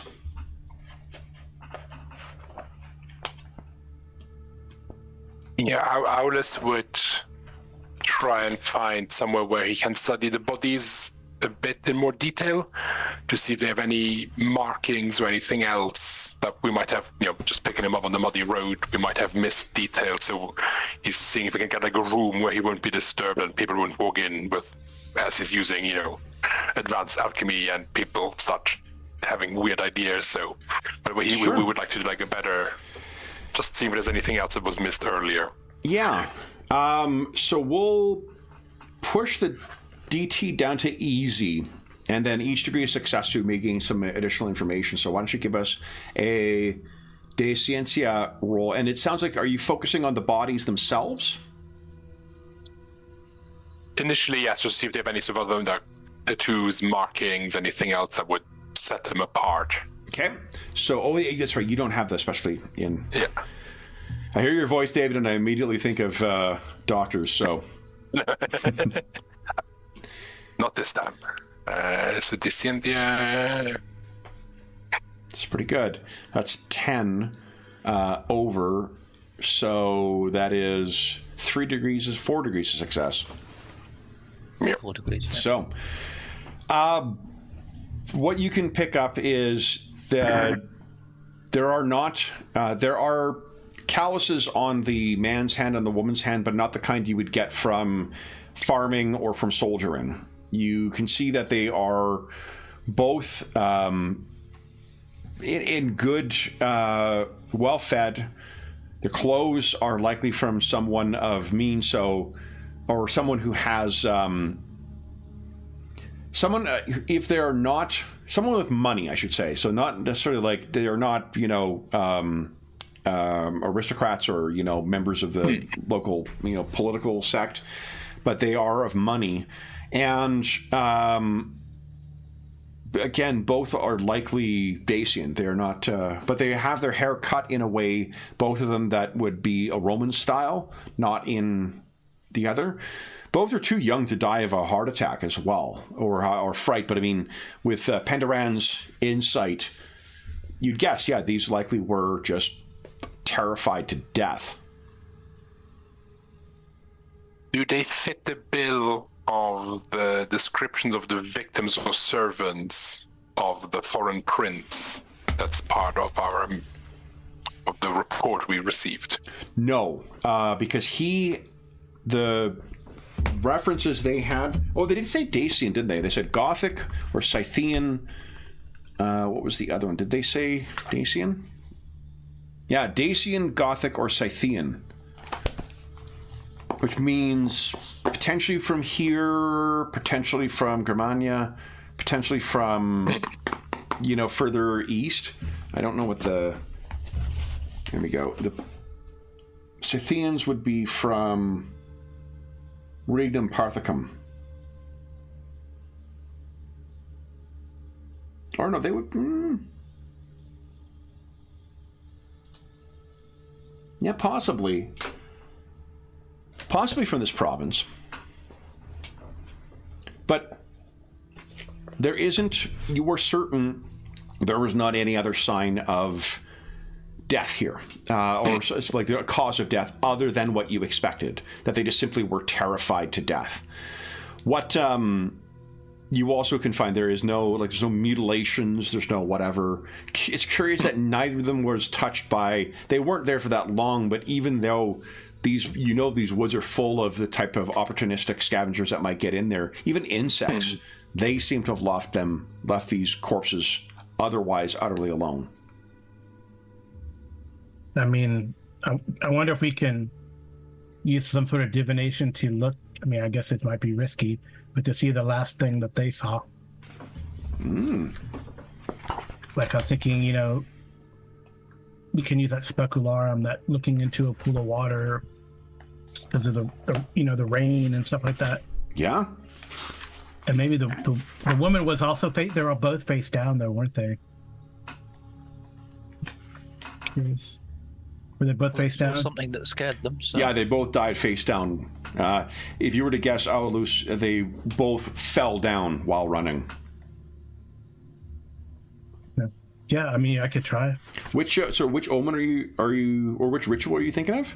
I was using retrocognition, but specularum. I think I saw.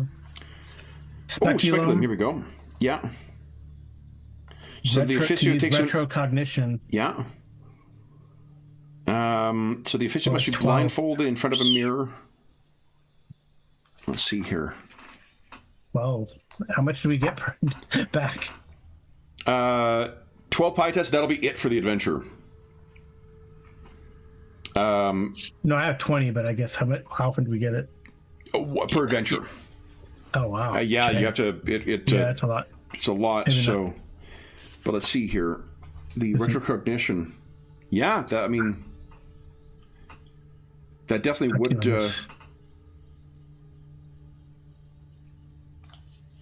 One of the neat things with it too is the response is the greater the degree of success, the more explicit, longer, and detailed the vision. 9 is the target. Yeah. But that's kind of, I feel like he would use retrocognition to see what happened. You could try, yeah. Yeah. I don't know. That's a lot. It's a lot of expenditure, though. That's a lot. You could try Oraculum instead. The answers are less clear, but it's slightly less pietas. Oraculum. That's just like a meditation. Ritual must be performed in a quiet place away from any source of confusion. You fall into a state of trance and gives an answer to a question concerning the past, present, or future, providing sibylline answers or rhyming sentences.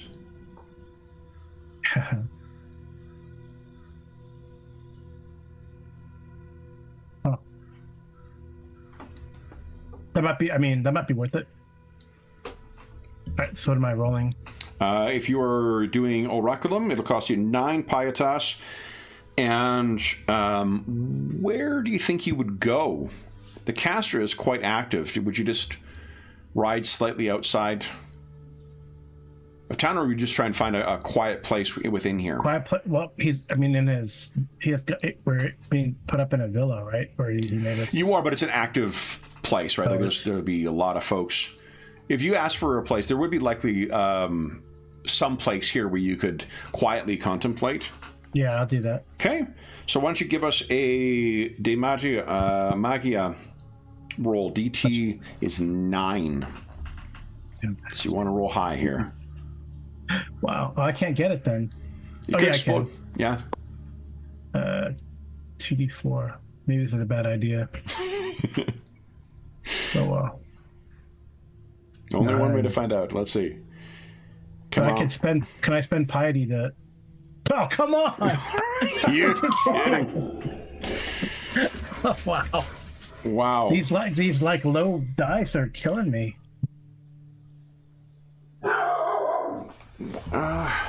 What is the formula you're using to roll that, Carl? Or are you rolling the actual dice? Let me take that off. Yeah, because you seem to have brackets around your dice. So it looks like it's. I put just 2d4 exploding, the but it should still be 2d4. Maybe I did that wrong. I accidentally hit the exclamation point. Let's see. Hold on.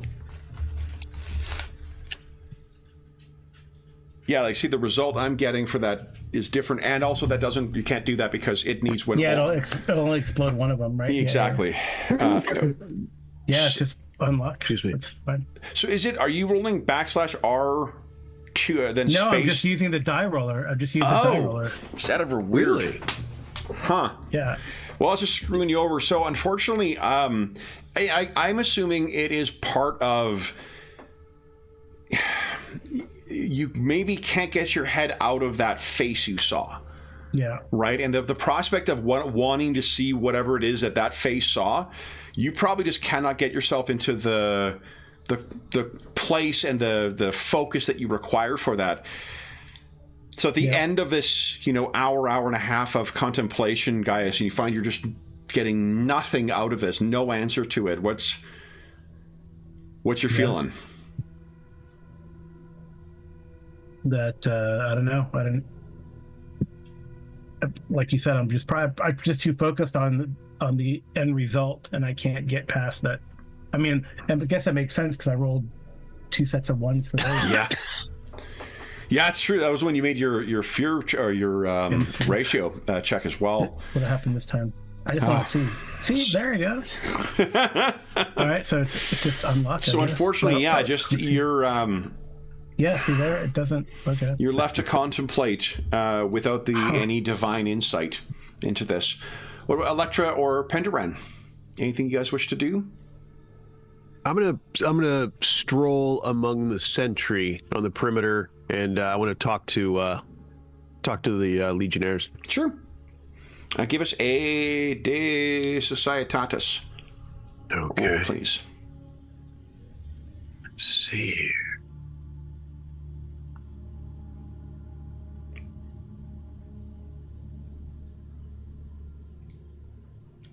Okay. So striding among them and talking a bit, what is it you're trying to direct the conversation towards? What is it you're trying to learn? I want to know what they've experienced as soldiers. Too broad. Like lately, has there been trouble? Has there been, have they have attacks? Have they been infiltrated? Has there been? Nothing they've come across. No. There's no adversarial force that's raised against them. this land you'll find is haunted as far as they are concerned. And nothing strange. Like there hasn't been a untoward Define death of a strange. Legionnaire. Well, an You got to untoward focus death, those a little more on. an unexplained death of a Is there Legionnaire. a reason there's a mystery going on? Has anyone disappeared? Has there been an untoward death of a Legionnaire unexplained, or lately? No, not that they're aware of. Nothing among the Legionnaires. No, though. We know not to go out at night when the mists come, and they gesture out, and you can see the mists are lurking at the edge, almost as if this place is besieged. And you believe the threat of that is mundane or of the supernatural? That's not really a distinction that they would make in this world. Okay. Right? Like, this isn't we make that distinction because we believe there's something beyond what is real. These folks have fought and lived in Dacia. They probably have an idea of there is more to the world than just, science and material and whatnot. What they'll tell you is that you don't go out. There's those who go out are found at dawn, found in the morn, and sometimes dead, terrified. This is a land with shallow graves, and there are many unquiet souls here, and rumors say even the iron doors lie nearby, or so the locals say, through which the dead reside. And so when you say dead, terrified, are you saying dead of fear? Not dead of arrows, but just but dead of Yes.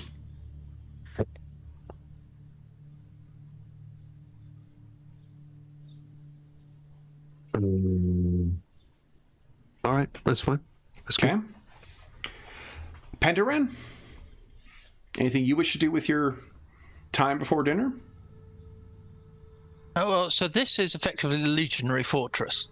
Correct. And is there a local village nearby? There is a village that is built around just outside of the Castra. Right. This place, again, had the approval to become a civitas, so it is in the midst of trying to build out to become a proper city. Gotcha. Okay. I was just wondering if they kept that a bit away from the walls. So we could, in theory, stroll out into that Yeah, to talk to the locals. sure. Gonna give us a Deciditatis roll. That should go well. Do you have any specialties that want to apply?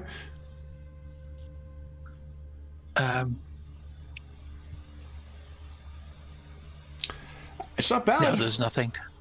Okay. What is it you are looking to learn?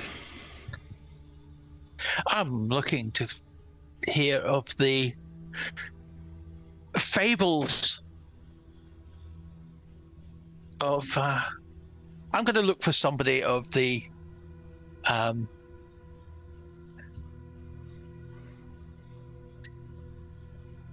Wise woman,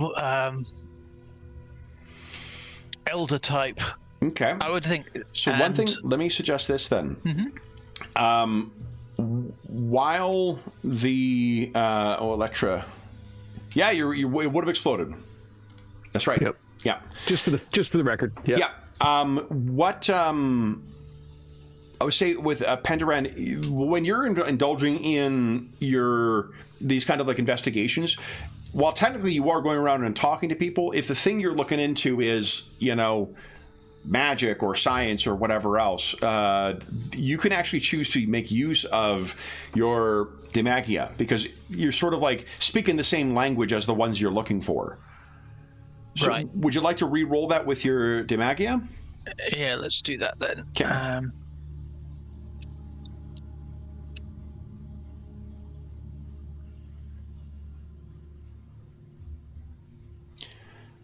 While you're getting that together, I will mention too, there are abilities and invocations you can learn later on as you develop that allow you to regenerate pietas during an adventure. So there is ways to do that, and you're not restricted in which invocations you sort of, what you pick. There's certain things that certain, professions are better at, but it's pretty flexible how you develop your character. That's an awesome role. So, what is it you're looking for? Yeah, so I'm looking for some elder or wise woman or whatever the equivalent of I effectively am, Sure. to find out what are the stories, the myths of this region, and I'll drop the hint of the undead, of the walking dead, the cursed spirits, Okay. and ask if they can tell me more of these, of how it is in this region. So the initial kind of you asking around, there's some people who are rightfully maybe skeptical or scared of you. You present as a creepy old wizard, so that's maybe not surprising that they're... And indeed I am. Exactly. And you are introduced to a young... Hold on, I'll tell you what her name is. Here we go.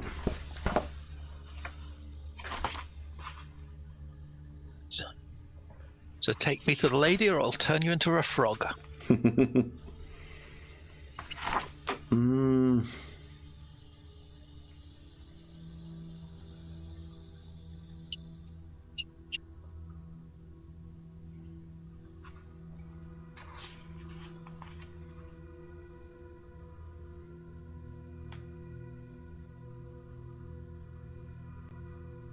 Her name is Deuteria. Chat. And we'll use...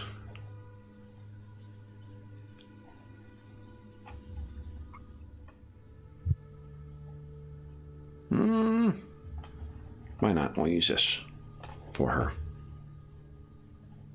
Since you were looking to speak to kind of a wise person.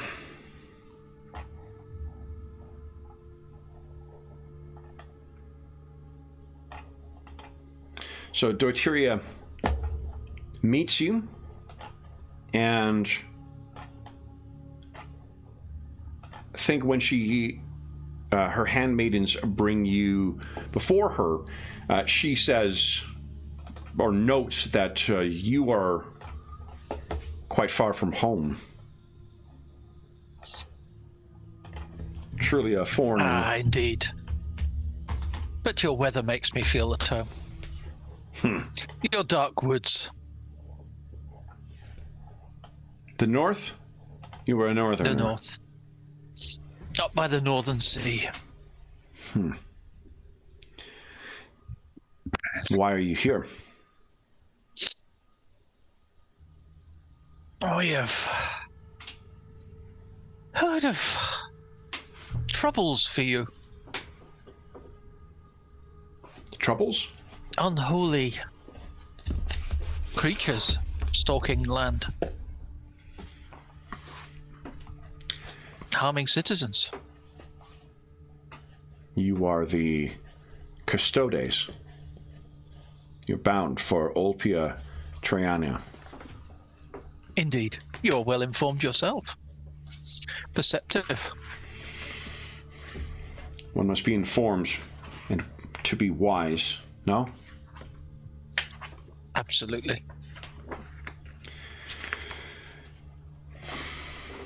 One cannot wander blindly without being aware of the fates.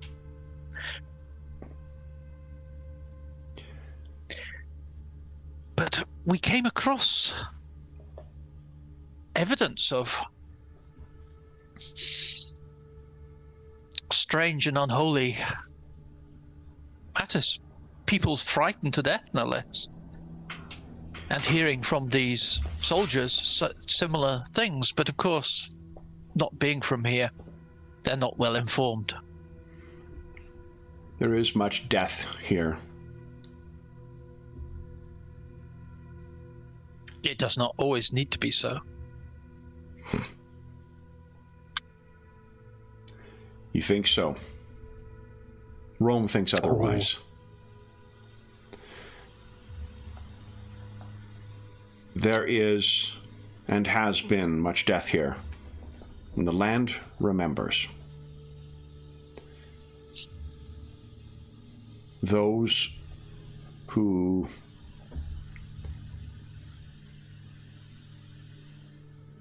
keep to the land of the living at night need not worry. It's those who traipsy among ghosts who risk joining them.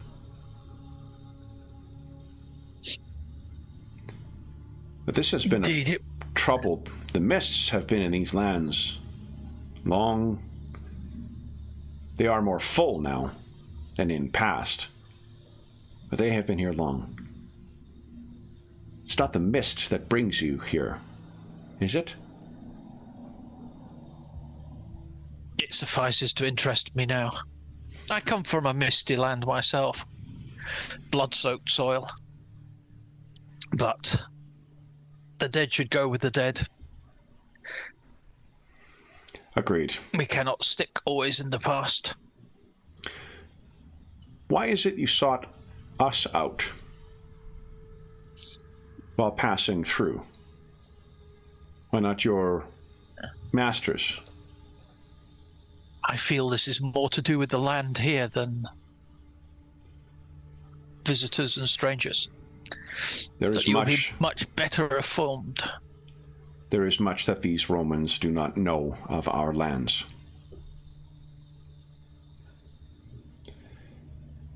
There are old things we knew best left alone or pacified. The Romans know nothing of such things and think they able to pacify whatever they put their will to. Cascading successes can fool one into thinking that there is only one outcome to any struggle. We know differently here. So how would you solve this? Solving, I understand, is a strong word, but how would we appease?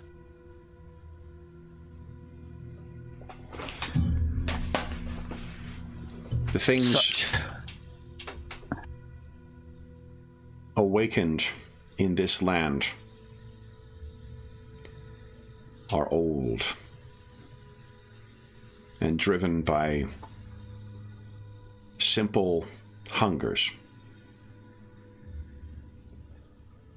There is no appeasing. There is only driving back to sleep. That would make sense. So how can these be put back to sleep where they belong? That is an answer I cannot offer. Though if you seek it,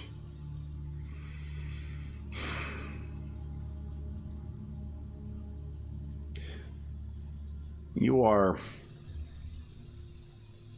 knowledgeable in the ways of the weird fate. Yes. And do you read your own?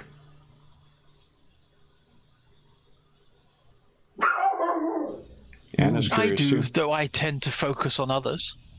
Is this what you recommend? If your path would cross that of what once slept.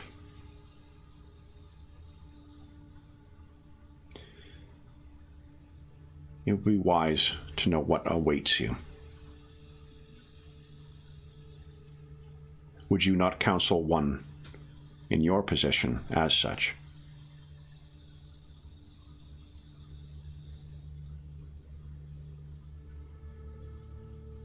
Indeed. Thank you. And you? Tell me, did you truly think to find insight in a fledgling civitas? Or was there another reason that brought you here?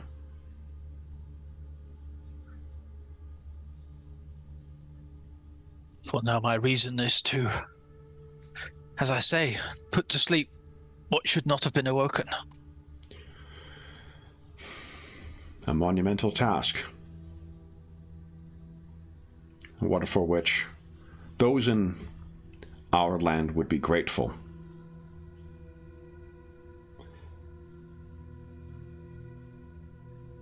What was known of the time of blood?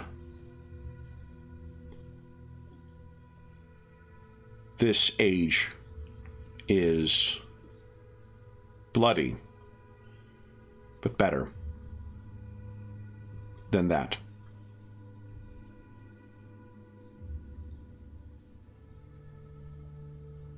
We must slowly make progress, one way or another. I wish you luck in your progress. Good fortune, Northerner. Thank you, Titeria. Unless there's anything else you wish to ask of her, you did roll quite good. Okay. So, you four have an opportunity to meet up once again before your dinner with Legatus Gellius. What mood does each of our custodes bring into the dormitoris that you are dormitorium? Sorry, that was truly me fucking up Latin. What mood do each of you bring back? I think Gas is a little despondent. He's just kind of lost, but and a little frustrated too. And he is, given his size too, like vigor 12, great big dude. Just, it's hard to miss when the, a man as big as his homeland, is. What about Electra? She's serious. She's transparent. Practical. What is she feeling now? Purposeful. Okay. She didn't really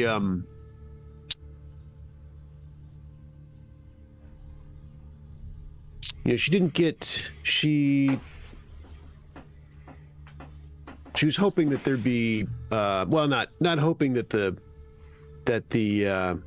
Castra had something happen, but she was hoping that there'd be more insight into what we found on the way.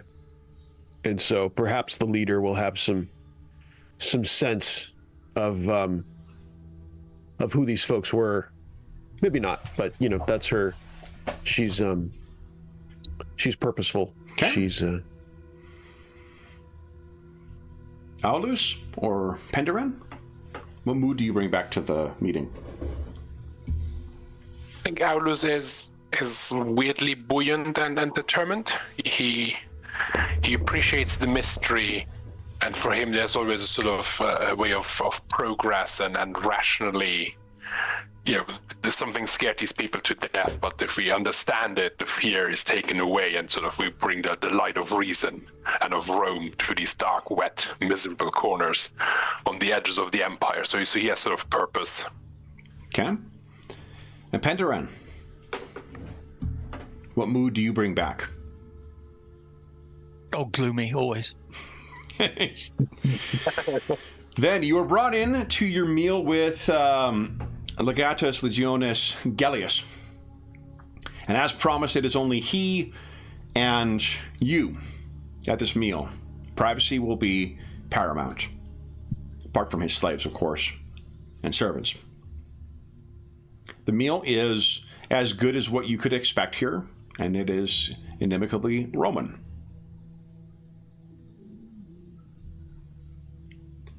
I'll leave it to you guys to bring the conversation where you wish.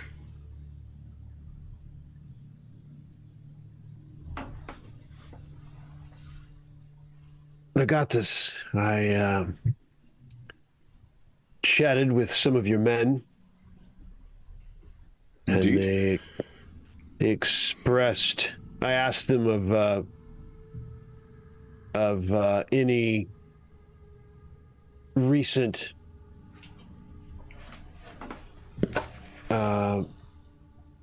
happenings.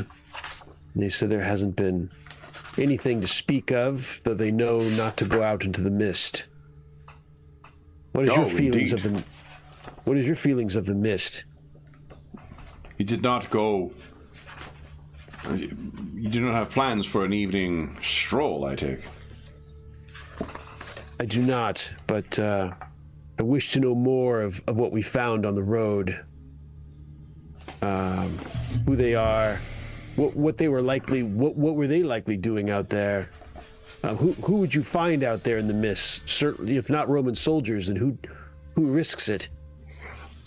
That I cannot say. The fog is a sign that the dead walk. Those who spend any time here know this.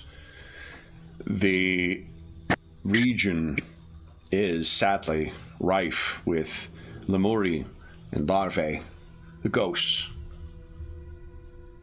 Many dead here. And legend says the iron doors, they lie near. The locals say that the restless souls of dead venture out from them onto the roads, into the hills, and through the woods, wreaking terrible, anguished fury on any they come across. Not all who set out in the evening die, but those who do risk it. And they die of fear. Is that consistent? I cannot say I know how they die, but that they die. Whatever malign influence these things have, I hear it is the dead. The dead that kill them. Why does this interest you? Did you hear things in the fog in your travels? We came across two corpses that had no wounds, but terror on their faces. Then the lemuri would have found them. I have no doubt. Sad, unfortunate, but most know not to be out at night. Romans? Yes, just as such. And how far from here? I tell them whatever. Yeah, An hour, right? Yeah. Good. They must have been locals too. I heard you brought bodies back with you. Is that? Yes, we will require help in giving them the proper rites. I assume you have a temple here. If they are Romans, we will see to it. Any here should know better than to go out. Scholar, I hear you saw to the bodies as well. Yes. Do you know who they were? Not by name as such, but I give him a description of the sort of characteristics of, well-fed to some calluses, but not farmers or soldiers. and give him a description of them.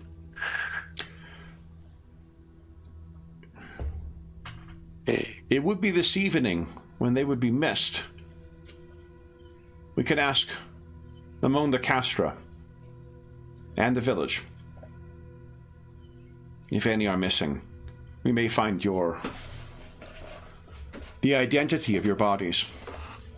I prefer not. Would be good. The alternative would be to circulate the corpses. This would be preferable. And likely more delicate for those, more humane for those who will have experienced the loss. Did you notice anything else about them? Did your science reveal any other secrets? Sadly not. They were in good health, living good lives. Not so emotions like maybe some of the nice food that's on the table. Maybe not this good, but good. No wounds, no markings, but terrified, ignoring injury and keeping on running until their bodies could take no more. Not a legionary, though. Not judging by the absence of wounds and calluses and such. And I think there's also, I don't know if it's automatic or not, but I know it's not uncommon for tattoos as well. So, I'm sorry, were they Dacian? They're from here. Romanized Dacians, yes. Now that is curious because the local tribe, the Dacians, they are the Avars. And the Avars know of what lurks in the mists, and they know they know secrets to keep themselves safe from what lurks in there. It is our habit when one of our kind needs to be out in the eve, or will be out in the eve, we rely on the Avars to assist with that. These are 2 Avars who died, but 2 what lurks in them. You may have found the 2 most careless Dacians in the entire province. Or they're not locals.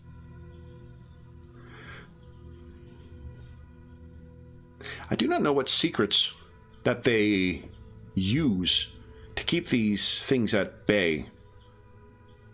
We have not pressed for it. The Avars accommodate.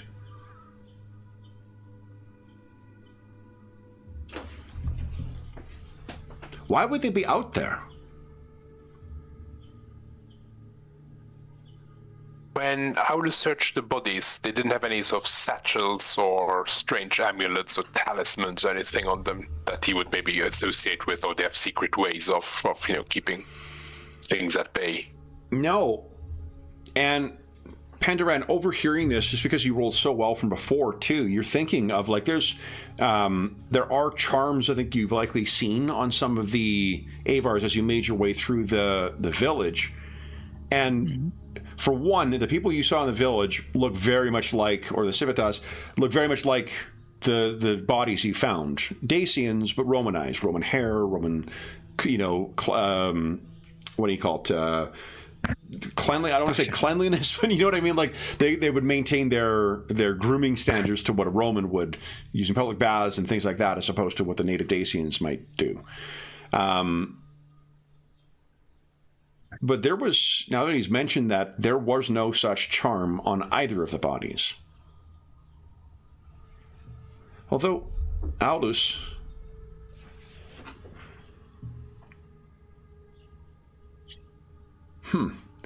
There was a curious,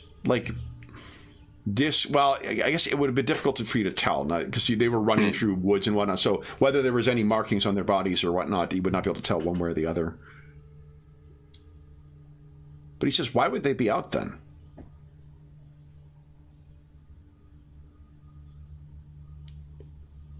I suppose knowing who they are would assist with that. Chance careless lovers caught out after dark. Travelers that did not quite reach the city before nightfall. Middle of nowhere, right? We are in the middle of nowhere, indeed. But these people, several hours away, also. You would know, Penderan, it would not be unknown for it's not a matter of like a single boo and then people are dead. For ghosts to chase these things to death would not be unthinkable for it to take place over the course of miles. And what, Aulus, you notice in the man, a torn tendon in a leg. Like, that can happen from a bad step as well, too, but it also could happen from just sheer overuse.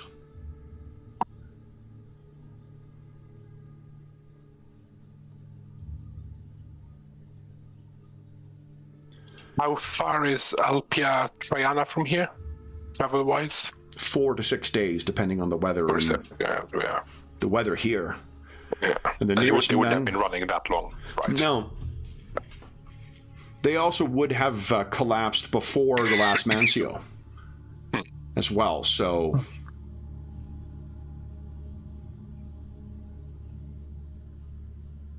So is there anything abandoned out there? Some sort of rendezvous place? There are many. People? Oh, okay. It could be. The locals lived... The roads were set by Rome. The capital. We did not... Ulpia Traiania was built itself.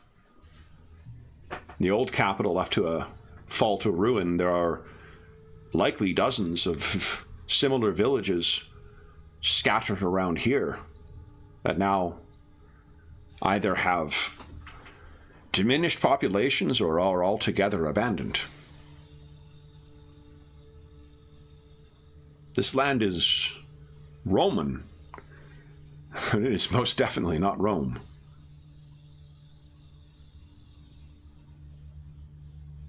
Huh.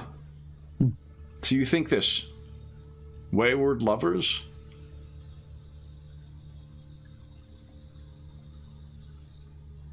Unless there have been abductions or kidnappings.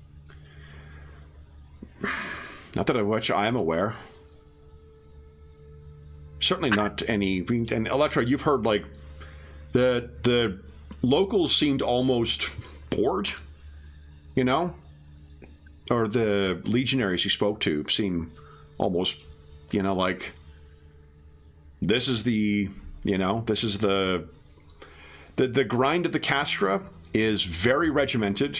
It is very, this is the hour where you're doing sword practice. This is the hour where you're doing the Roman equivalent of calisthenics. This is the hour where you're doing maintenance and whatever else, and this is the hour where you're sleeping. It is a very life in a Castra for a soldier.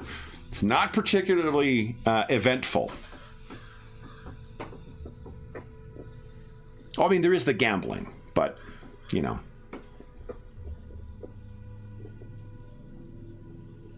So what do you make of it then? This surely isn't what task brought you here. Well, this is a mystery.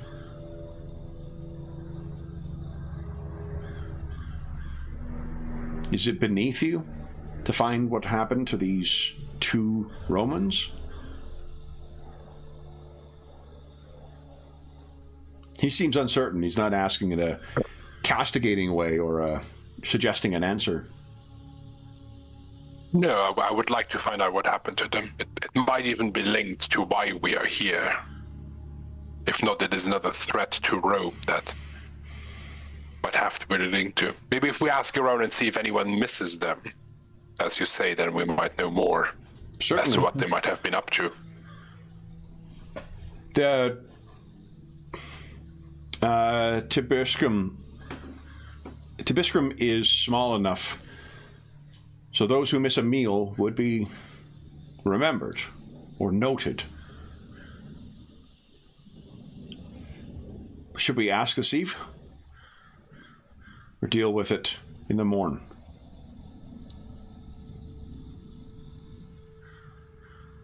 Yes.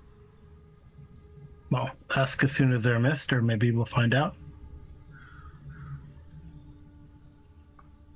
Well, I mean, the investigation is not going to come to you. Yeah. so we should ask. Yeah. We should ask this evening if and again tomorrow.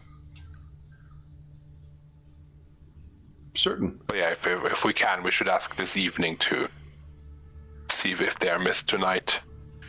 And they might. Do you have, or rather, for in general about a castle, would there be a place where travelers stay that, like everyday, like not like us who can go to the legatus, but like everyday travelers? Is there sort of a hospitality, like a taverna or something, where maybe if they weren't aware of the dangers of the mist and are not from here, they might have stayed at an inn or taverna, where we maybe could start asking if any guests have gone missing. That'd be one of the things that there would be places in the Castor where travelers could also stay, but there also would be, with the buildup of the Civitas there, they could stay there as well. So certainly you could, if there are travelers, you could start with that. Although that would be harder to tell who's missing. Yeah. Although likely they would be. Well, I don't know. We'll let the rolls will dictate this stuff. So what do you guys wish to do then? I guess first off, is there anything else you wish to do? Gellius is going to regale you with his own, entertainment and stories and whatever else if you ask. But is there anything relating to your appointment in Olpia Triania, or is there anything relating to the deaths of these two people? Paulus would want to ask Pandaren, not the legatus, and maybe this is as we leave the dinner. Seeing as these were killed by, as you say, angry ghosts, or is there a risk of them turning angry themselves? Are there rites we need to perform right now before we start looking for who they were, something that keeps them quiet and sleeping? Do you? I think they're buried with the correct rites. I believe I had picked up that I needed to put certain berries and such like around the black bean around the grave. Symbols. What you would know too is that can try and prevent it, but try. You're petitioning with the dead to remain dead. It's not necessarily a guarantee, though. Should we perform the rites while our companions ask around, perchance? Why not? Okay. Indeed. So then, I can't remember how assisting another works in this game. So let me take a quick look. All the assistance side thing is stuff, or the assisting, the rules I think are right near the beginning though. So let's see here. How to play. Thanks, game. Let's see. Fate roll. Choose an combination. Opposed actions. Let's take a look at the prolonged actions. Cooperative actions. Here we go. The level of difficulty for the action is reduced by 1 for each participant. Huh. So, let me take a look at the difficulty of the lemurs, and that'll tell us what is in there. There is apparently in the adversary section, there's over 100 NPCs, monsters, and whatnot in the core rulebook alone. Yeah. That's cool. Yeah. It's really neat. So, okay.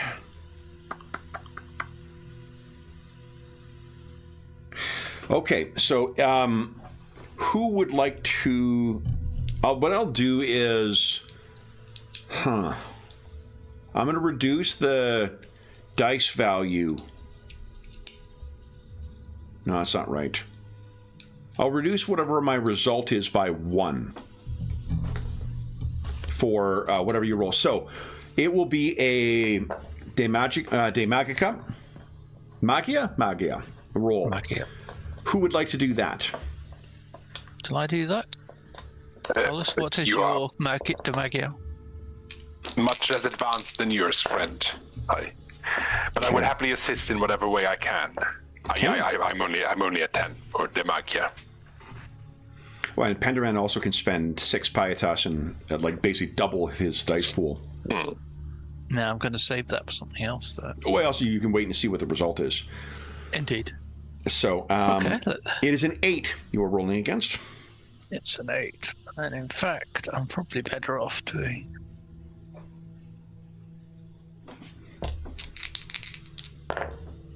Sorry, I forgot there's 2 dead. An 8 and an 11.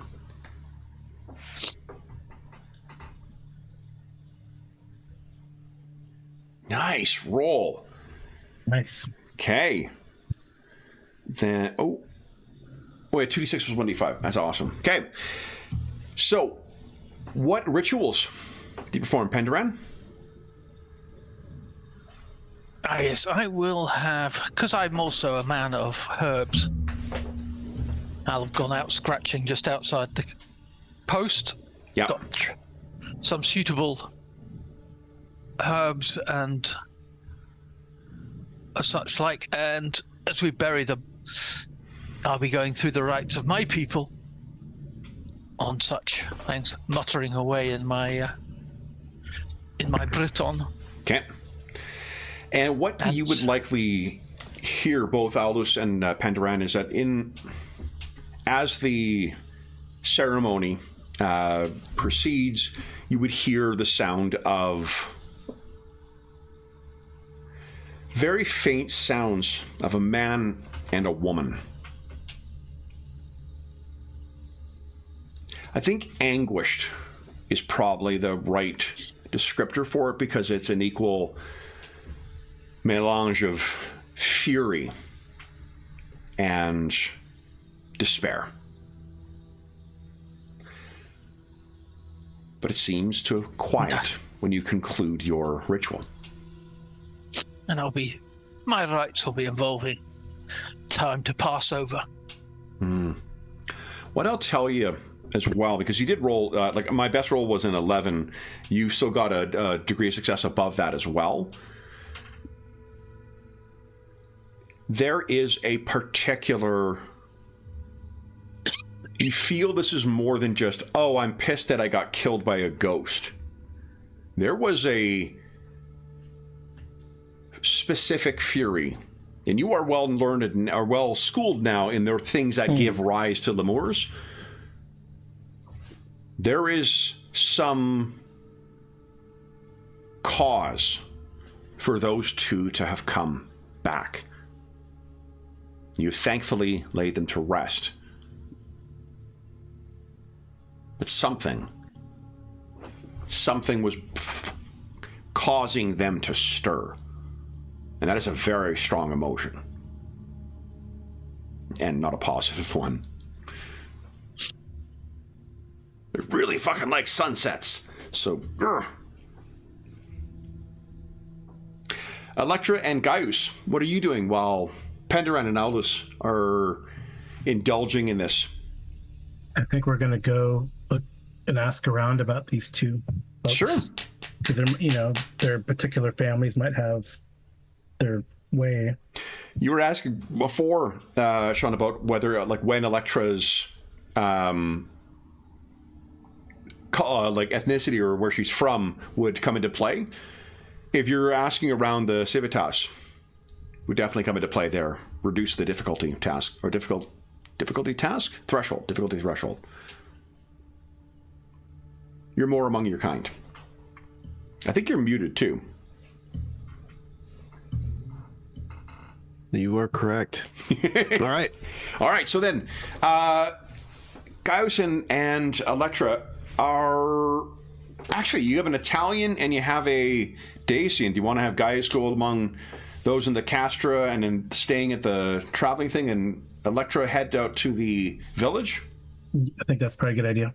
That sounds good. Okay. Divide and conquer. Would each of you kindly give us a Societas, De Societatis roll, please? If you haven't split the party 3 ways in the session, you're not doing it right. Exactly. Yeah, my. I'll get working on the right as well while these guys are off doing their fight. Dacian right. It Jeez, takes what an is hour, going so- on? Oh my God. Wow. Think hard. Did you log in on Jeff's account?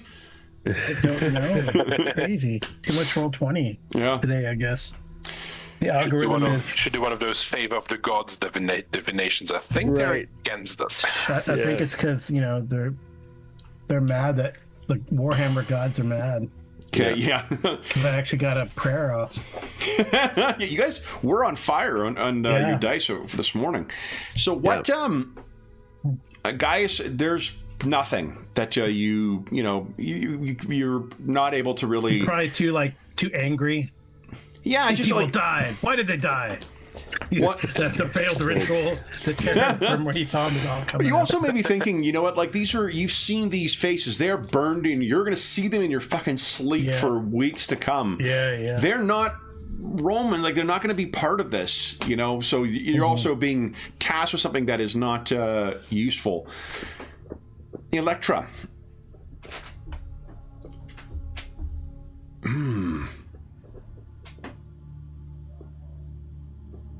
Do you feel... Let me think here. Give us a De Magia roll for Electra, please.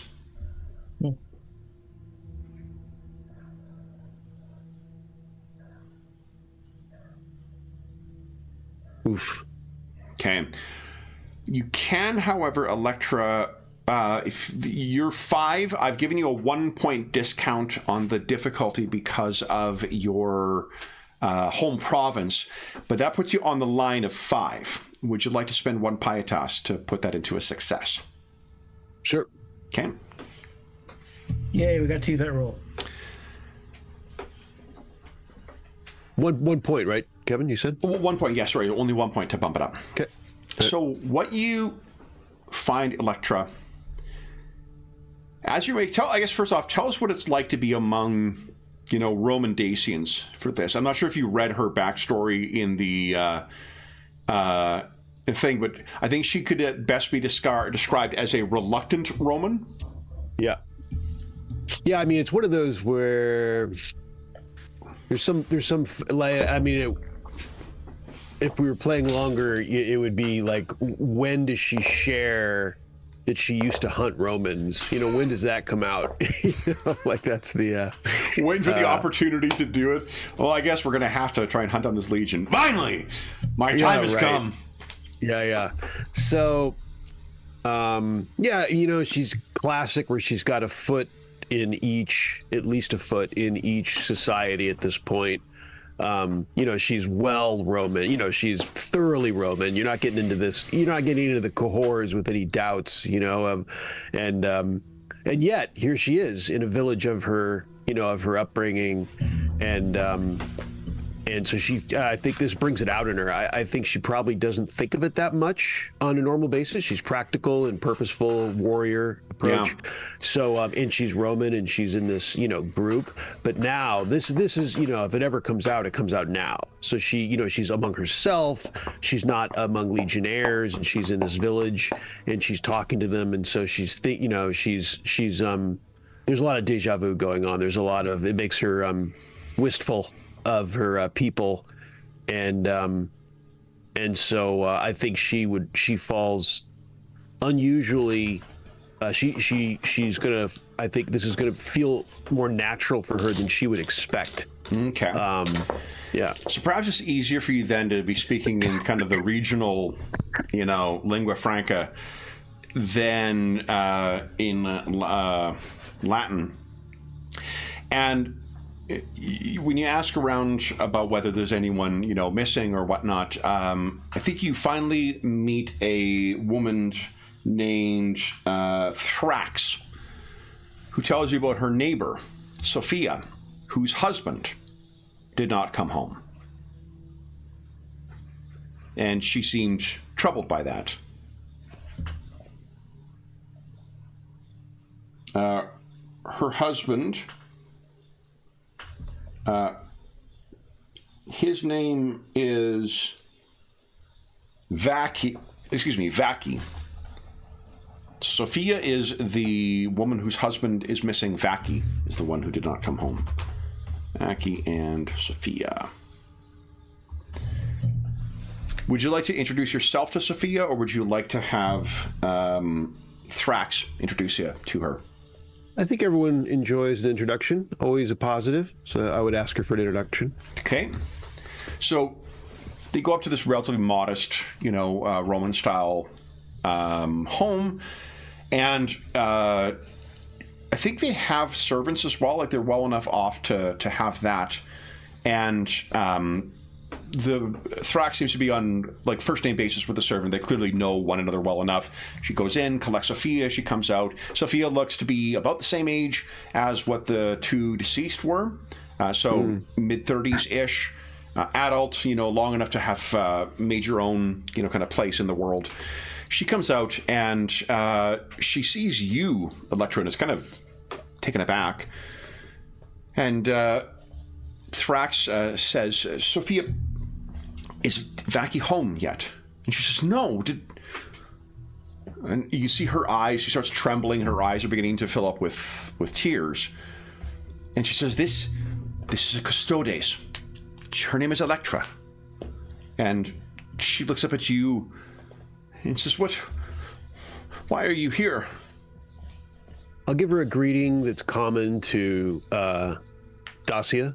Okay. Like not a Roman, but a Dacian greeting. Okay. Say, Sophie, good to meet you. Yes, you are correct.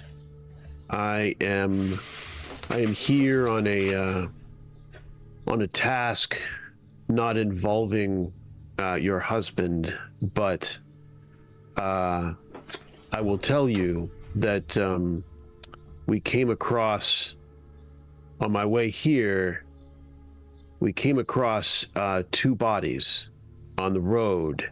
She begins trembling. Tears are cascading down her face.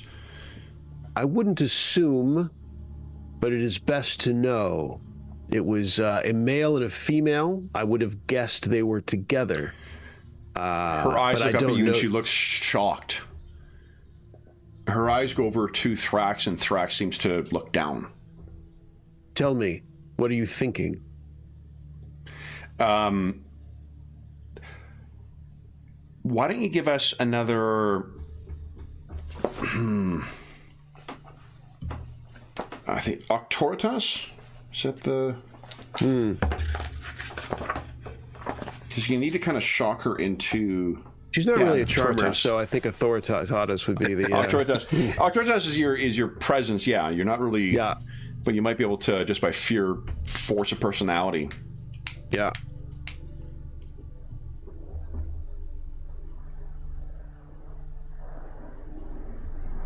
Yeah, more than enough.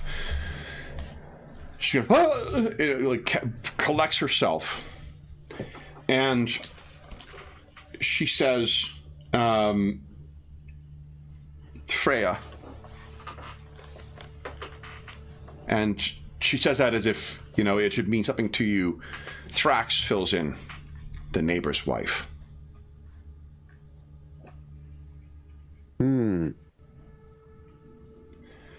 And she's going to hold it together as long as you are kind of fixing your eyes on her. But as soon as you release that, she'll just sort of collapse, and Thrax will run over to her, as will her servants. So, just so I understand correctly, it is your husband that is missing. And I mean, and if she's not, if I don't think she's going to answer well, then I can direct this to Thrax. But yeah, I'll say it to Thrax. I'll say, is this Sophia? Who are we discussing here? Is this Sophia's husband? And who would the woman be exactly? Just the neighbor? The Freya is the neighbor's wife. Gotila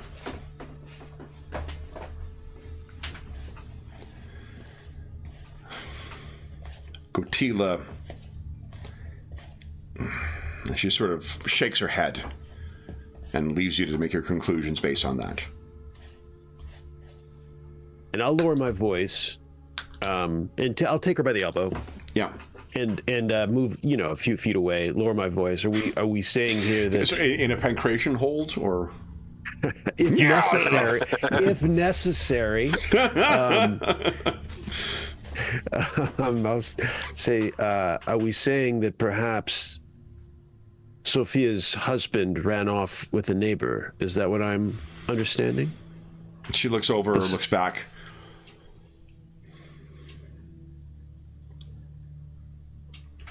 It has been known that Vaki and Freya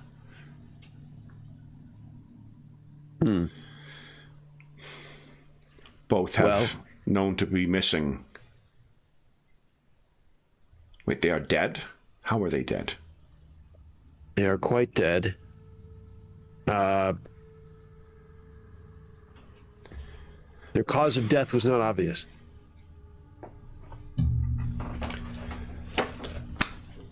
I do not know how, but I tell you, Gotila killed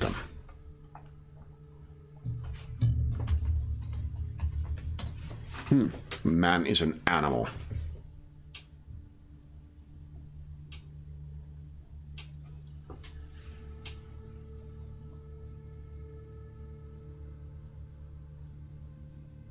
Gotila is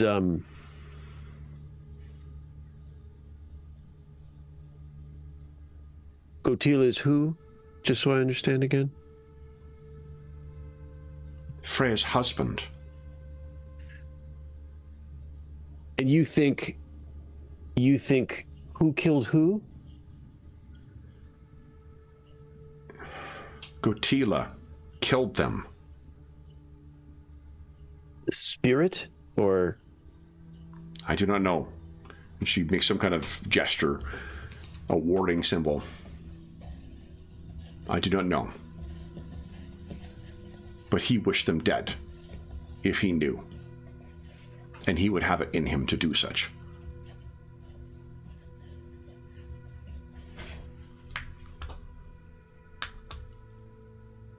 She gestures over. That is his house. Ask him if Freya returned. If you have a man and a woman dead, and one is Vaki,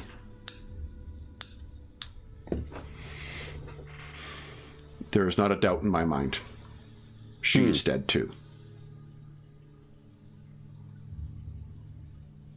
it would not have been my first guess, but I will certainly because this is outside at least an hour away from the encampment with no wounds apparent. She starts shaking her head. She's like, I don't know of such things. And she says, I trust you do, and leaves and goes back to Sophia.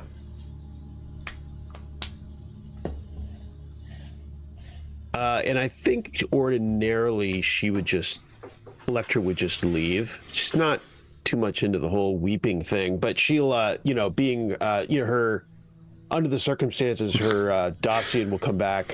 She offers a card, as if it's condolences, and she opens it up and all it says is, "You're weak." Oh, this is... Think of it this way: your sobbing is weakness leaving the body, young lady. She goes over and does the best she can. She says, "Sure, I am sorry for your loss.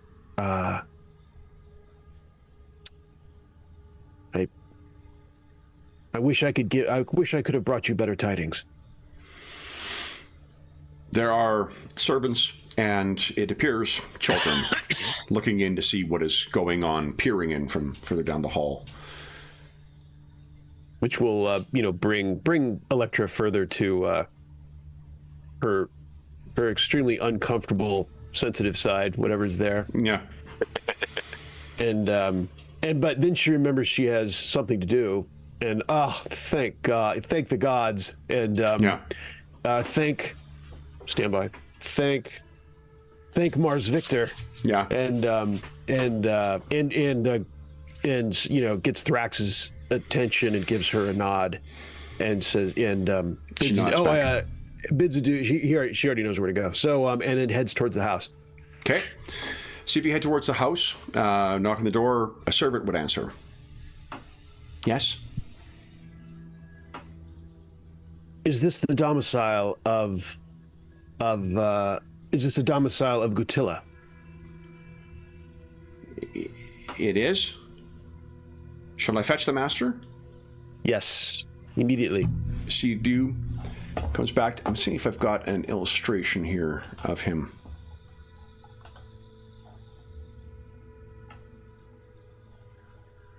I do not. So a man comes back, Romanized Dacian as well. He looks to be around the same age as the other two deceased, mid-30s, early 30s. And he comes, and when he sees you, there's a bit of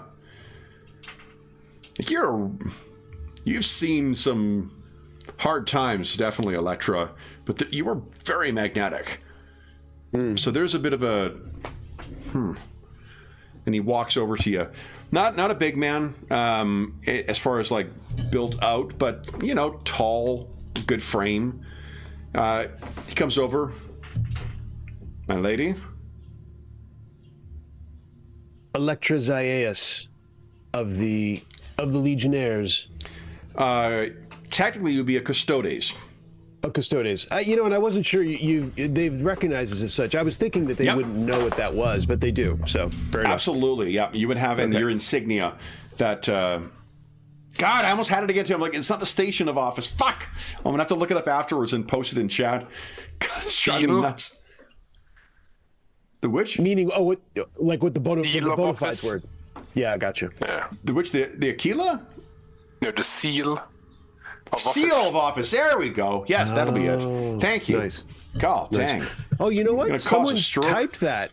I didn't know why they typed that in chat, and I didn't know they just had the word seal, and I didn't know what they meant because I read it like an hour after that conversation, but that's why they typed it. There we go. Okay, thank you. Seal of office. Thank you very much, chat. That is I can sleep well tonight.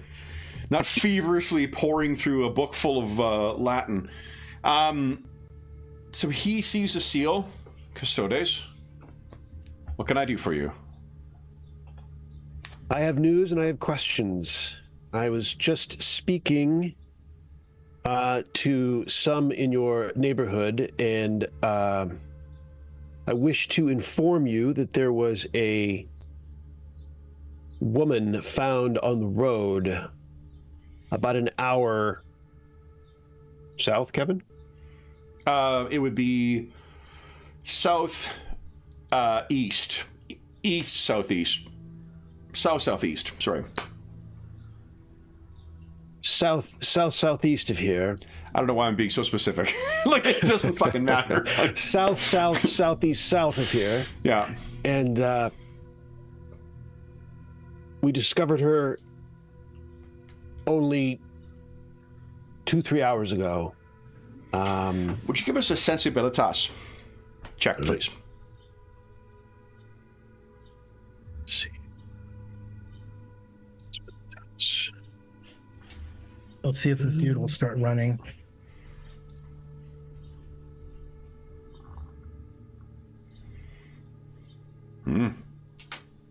Okay. So, and what is that? What business have you at my household at this hour? I will describe her. She was, I'll try to give my best of height and height, weight, dress, what type of pattern on the dress? Yeah. He says, I do not know. My wife is... And he turns and he says to one of the servants, has Freya returned? He would probably refer to her as the lady of the house, not Freya. But she says, no, master. He looks back. She's not here. You say you found a body? Yes. Is it Freya? I'm wondering, I guess I'm asking you that. Does that sound familiar, that description? Is the body in a state to be seen? Yes. I can take you to the body. I can see it then, and we can tell. I will tell you that you will find the corpse of a man there as well. We found his corpse nearby her. Oh. And I will, you can tell me if you recognize that corpse as well. He looks back. Are you implying something? I'm implying that we found 2 corpses, and you'll tell me if you recognize either. I will. He turns and heads in. It's a short wait in the foyer, and then he returns and says, I will follow you, Custodes. All right. And I will lead the way to, back to where the last place I found where the body, that we were holding the bodies, that I knew that Aulus. Do you wish to meet up with the rest of the Contubernium before?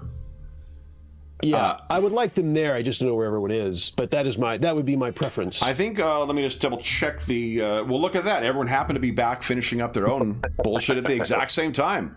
The funerary rites are done now. Gaius is satisfied that he can't find him here. So perhaps you brought them back, and I'm not sure where the fabrique maybe is where the bodies are. Yeah. So you are walking along with him, and I think the Gaius, you would be making your way back. Perhaps Penderan and Aulus, you likewise. Maybe you met up with Gaius and we're just finishing your discussion of what, his failure to turn up any missing person within the castra itself. And you see Electra escorting a man along. So you could maybe say for a moment, Electra, wait here, and then go and talk to the rest of the Contubernium. And I am going to keep... I don't trust him entirely, so I won't... I'm not going to lose track of him as far as my eyesight, like if he happens to, go somewhere. I will tell you, mechanically speaking, one of your combat talents is you get to pick who you're engaged with and whatnot. So if it did come down to that, I'll say that your reflexes are fast enough you would be able to stop this guy from getting wherever else. You're not going to risk, he's getting away! Fair enough. Yeah. Although so I appreciate that you assumed I would pull that kind of bullshittery, because I probably would have in most other circumstances. As I turn around and you go, you don't see anyone. Like, yes. What guy? Fuck. What guy? Are you okay, Electra? Because there's no one over there. How do you say Batman in Latin? Yeah, right. So, and everyone's here, right? It's the entire... yes, the entire Contubernium. Excellent. So I have, I think I have identified our corpses. Their names would be Vaki and... Did you murder that neighbor? Electra? No, not yet. Freya and Vaki, I believe. And they, this man is the husband of the woman. And I spoke to the wife of the man, and the belief is that these two have been carrying on with each other in secret for some time, and so this would provide a motivation for them doing something unwise of carrying on in the shadows of the mist, and it costing them their lives. So I'm having Vaki here, I'm having Gotilla here, nodding to the man, to positively identify his wife. Now, I spoke to a villager that directed me to Gotilla, and she says that Gotilla is an evil man that probably killed them both for their transgression. And Gotilla did not surrender any knowledge, any suggestion of any of this, or what he thought his wife might be up to when I told him that she was found with another man. Her corpse was found next to the corpse of another man. So given the other villagers' remarks, I am suspicious of his complete denial, or his complete passive denial of any knowledge of what's going on here. And he also showed no remorse, no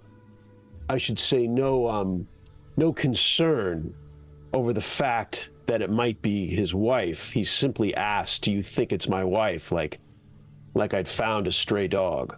And so that adds to the neighbor's comments of his potential disposition. So now you know what I know, and I am leading him to the bodies. Any thoughts? I don't know what you found out, Gaius, if there's any. Nothing. Nobody knows nothing. Nobody wants to talk to me. Okay. But I'm glad you found something. Perhaps we shouldn't give all our hand away if this person has allies or try something. So I can maybe be subtle, hide. We can see how he reacts to the bodies. He maybe shows more emotion or gives something away when he sees them. Mm-hmm. Yeah, I'll only add that he tried some harumphing with me briefly. That when I simply mentioned that there was a male corpse near his potential wife's corpse, that, you know, are you suggesting something or some nonsense? And I pushed right through it, and he brought him here. So he's even giving me even more suspicions that he's not letting on what he might know. But anyway, let's find out. And I will signal to him. Penderan, did you wish to share anything about what you had learned as well from conducting the funerary rites? Yes, so I would say yes, but somehow there is some reason that these two are so enraged. These spirits would have come back. Something drove them on. Something out of the ordinary. Guilt? I think. No, I don't think it was that. Anger at having their love taken away from them? Don't know. But I am thinking that. Ooh, is there a ritual? A ritual of speculum is what is required. I feel the need for understanding their rage. Okay. I want to see what transpired. And the DT of 9. What are you using it for, though? For which? Because isn't there like 3 different things you can use that particular? Yeah, clairvoyance. Okay, hold on here. Let me get to. That's page 77. Thank you very much. Okay, here we go. I think it is, sometimes I'm struggling as to which is which, but clairvoyance, I think, is what we're after here. Yeah, so clairvoyance concerns events currently occurring somewhere else concerning an object, individual, or location. So clairvoyance is in the present. Retrocognition would be in the past. Retrocognition, yeah. Yep. Is that what you're looking for, retrocognition? Yeah, I think it's that. It's same difficulty number anyway. And you're thinking speculum? Yep. Excellent. So do you wish the to... whole 12 points. So that'll be about an hour to conduct that. Do you wish to hold this guy for an hour while you conduct that, or do you wish to bring him in, see what happens, and then... Well, no, because in a way I was preparing that. You remember I said that I was, well, they went trudging off. I would be preparing it. So I had... So the funerary rituals, Gaius investigating, and Electra, that was all kind of happening at the same time? Oh, okay. Yeah, okay. That's the way I was picturing it. But you know what? I mean, it's a fucking one-shot. So if you... well, let's see how quickly you've been working towards that, and Gaius was trying to open the door towards that. So perhaps it's even easier since he was trying to access that information. Electra says, my instincts are to hold the man and expose him to what we find and how we find it. It may pry loose his tongue unless someone has a reason that this is a poor idea. We should purge the heretic. Sorry. So why don't you give us a Devagia roll? And this is. Do you have especially in retrocognition? Let me just. I can't remember. You got a shit ton of them. No, I don't. You don't. Okay. So I'm on my 17. Okay. So, and it's a 9. Yeah. So I'm again going to do.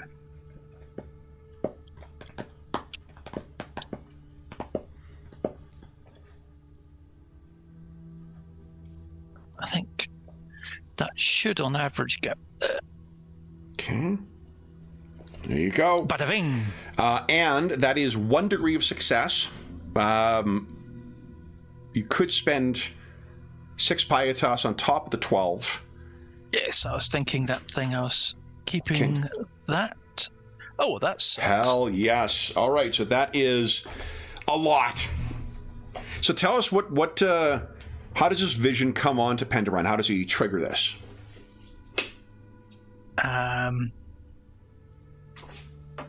So he's sets himself up outside the gate with a small fire. That's his style. Okay. Keep warm while you have your seances. Yeah. So he's staring into the flames. Okay. And as he sees the pair. And so here's sure what you see. And this is a mixture of a number of different visions. For one, you see a knife defacing a charm. You see a man pressing a charm into a woman's hand. You can hear and feel the fear of both of them. You can feel the intense, connection between the two of the deceased. You can feel the anger of the one who defaced the charm. And you can see them running through the woods.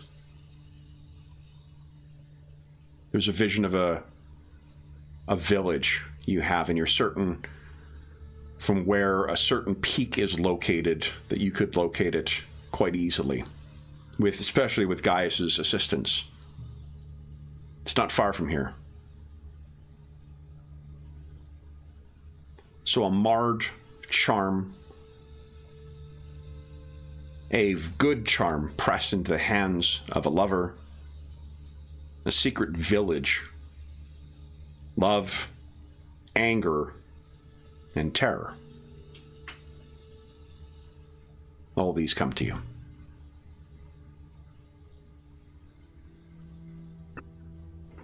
What do you make of that, Penderon? So as I see it, I will try and speak it out loud as I see it. As a stream of consciousness. Okay. I'll be watching. Did everyone agree with me that we all present for this, including our man in custody? What do you think? What did you think at the time? Yeah. You want to have him there too? I don't think he needs to be there for the ritual. We'd have him get some legionnaires to look. Yeah. Okay. Keep an eye on him while we do this and keep him waiting. All right. Yeah, and you made Legatus Gellius is happy to provide whoever that guy's going nowhere. Yeah. So as this is being performed, the Penderon is I imagine have seen him do this a number of times before. Any other? Because you did roll quite well, Penderon. Is there any other particular thing you want to try and focus your visions on? can I see properly the hands of? I don't understand the good charm. The good charm, if you're focusing, it is dark when that is done. It sounds like it is in the woods. A good charm pressed into the hands of a lover. We didn't see any of those charms. There's nothing on these guys. No. So that is what you have viewed, Pandaran. So, what do you guys make of this? do I see it clearly? The charm? Definitely. Yeah. I'd like to see the hands of the man we have in custody. I don't know if you would be able to recognize it that well. Not that well. Yeah, it's just not. And it was more the impression of the knife focusing on it. Those types of omens typically look at the consequential images as opposed to the contextual images. And the consequence of this was a marred protective charm. You would know if it wasn't obvious. It's one of the protective charms likely that the Avars use. Yeah. So I'm puzzled.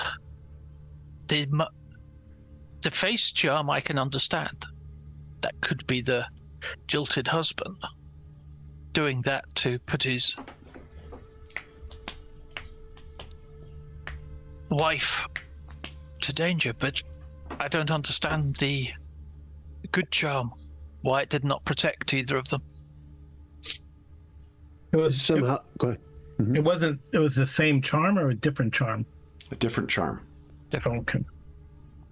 It have been dropped, snatched from their hand, and as we both know, Pandaren, these things are not always assured. What, 9? Unless let us both were try. tampered with. Gaius, take us to this village.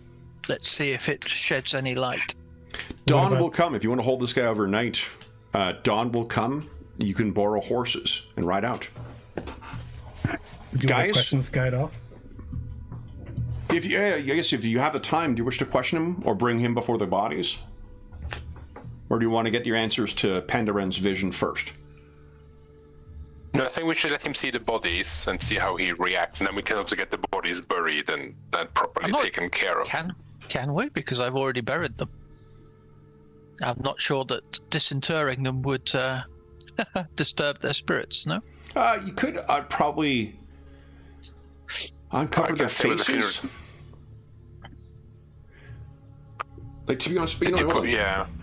I guess, did you perform a rite to appease the spirits, or did we actually put them in the ground as part of that?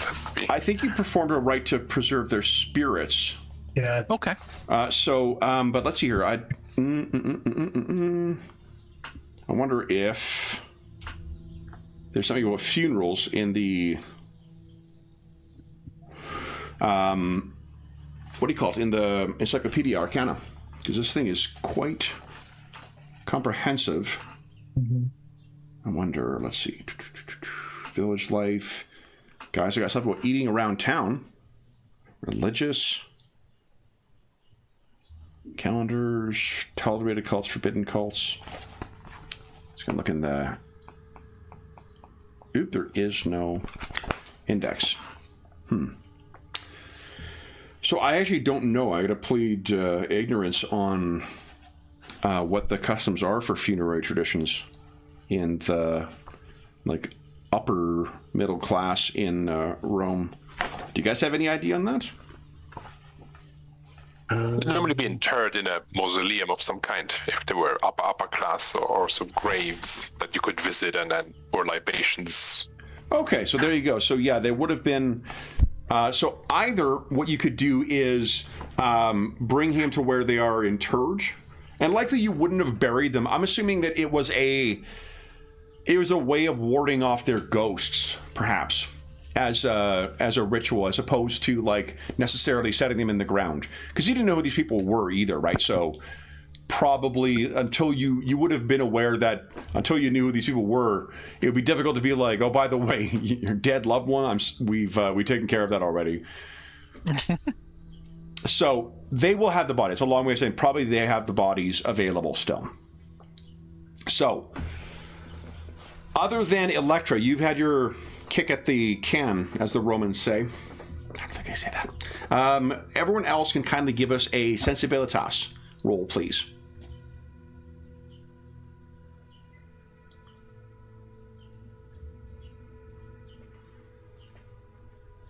I don't think we've used Decapore at all yet. Still time for that chase, Sean. Oh, well, that's a cracker. 3d5. Oh, the sleeping legionnaires. Damn it. Right. Yeah. All right. So, Alus. Everyone else, you can tell there's not much reaction from this guy when he sees the bodies. When he sees her face as well. Guys, you think of how you felt when you saw that face the first time. And there's barely a flinch on his face. He simply says in an even and low tone, that is her. And he sees if you show him the male corpse, he would identify it as his neighbor. Aldous, though, it's not so much the face, it is the eyes. The eyes are as cold as steel. And it is never so sharp as when he looks at the body of the man. He's hiding it pretty well, but you would guess he is delighted at the death of his neighbor.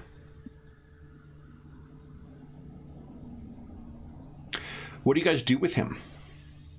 Do you release him, or do you hold him? Oh, we're gonna hold him.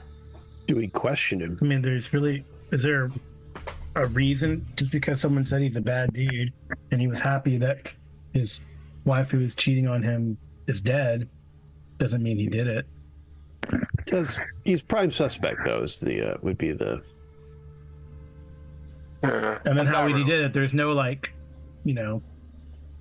there's no knife. He scared him to death. How did he do it? Is there a way that we can divine an aura that he might be able to cast to do this type of stuff, to have this kind of abilities? I mean, how do we... Well, no, from Padarin's vision, it just looks like he made the charm that they used to keep the ghosts at bay not work. Yeah, Right. Potentially. And Darren, would you recognize the knife from your vision if you saw it in the here and now? That he Or is would. it too... Yeah. Should we start with an interrogation of the man, you think? Yeah. Does he have a dagger on him by any chance? He does have a Pugio at his waist. Let's see your Puccio, gentlemen. Sean, we're trying to have a kids show here. Like, come on, this is family friendly here. I just knew someone was not going to just let that lie. Yeah, that's far too low hanging fruit for this late in the day. Sean, you've likewise. Also, he is my partner in crime for this because Sean has been at every one of the sessions for the last 24 hours. The 3 sessions we had. So yeah. It's true. We are, as they say among the Romans, ad item. Yes. So, interrogation. You want to know something interesting? There is a table for interrogation in this. Oh, nice. Heck yes. So, why don't you give us, first is the presentation. So this is the Auctoritas. I will drop the Auctoritas target number or difficulty threshold by 3 because there are all 3 of you there. I'll drop it by 1 more if you can think of some way to tear or to tie Penderan's creepy visions into this. To catch him off. Mean, that's no. I mean, I was already just going to start it by saying, "Tell me about the charm." Just hit him. Just presume we all know what we're talking about here. Tell me about the charm. Yep. Who told you about the charm? You just did. Cue the Who theme song. Right. Have they invented shades in this time, Electra? I don't know. If you're just slowly placing on your head.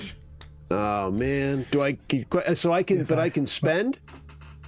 On Nosphoratus you cannot. Oh, that's right. It's got to be my main one. But this right? this is not determinative of the matter. All this does is it sets the difficulty of the task before you. All right. So here's what we'll do, guys. Because there's a fair amount of successes that need to be concluded here, we will let each of you give your 2 cents, and you can certainly make use of different skills. You don't need to make use of necessarily De Societatis. You can make use of other stuff to give context. This is the confronting the suspect with evidence kind of moment here. So, how are you thinking of proceeding here? I think Aulus will draw on the knowledge we have also gained from Pendaren's vision and Electra and all of that, and do a slice of Hercule Poirot gathering everyone in the dining room and get we know it was her charm who was damaged. What is Latin for the drawing room? Yeah.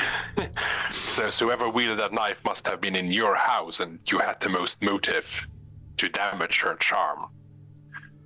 Okay. Yes, if you want to unburden yourself before the gods, now is the time. But it's not looking good, buddy. So what are you thinking? Does that? Descientia, maybe with a decipher, although that's possibly pushing it. Yeah, I buy that. So go ahead and give us your roll. Difficulty on this is going to be a 9. So we are pushing, although you have a crap ton of pietas yet, and you can spend 6 and get it. So this is one of the ones where the more successes you gather, the faster you get to the result. So that's already 2 successes. Would you like to? I would happily spend the 6 pietas to. Okay. Whoa! There we go. 28 total. Jeez. Which will give you from 9. That is 19. So what is 9? Oh, hold on here. 10. And so 4 successes. Wow. No, 19. Sorry. Yeah, so 19 is more than that. And then over would be 6. 7. 7 successes, correct. It's 6. Yeah. Yes, 6. Oh, right. No, 7 because the 19 just pushes it over. It's actually on on your character sheet. There's that multipliers thing. Yeah, it's a 6 multiplier. It's the highest it goes. Yeah, 16. Oh yeah, so 6. So you got 6 successes already. David is the one who made the session possible. It is perhaps fitting that you ratchet up the 6 successes you needed to do this. Unless you think I'm putting my thumb on the scale, the number of successes for someone who has doubts about Roman authority and is neither friendly nor helpful, 6 successes on the nose. Oh, wow. David, would you like to tell us how he breaks down? He will absolutely admit his crime to you.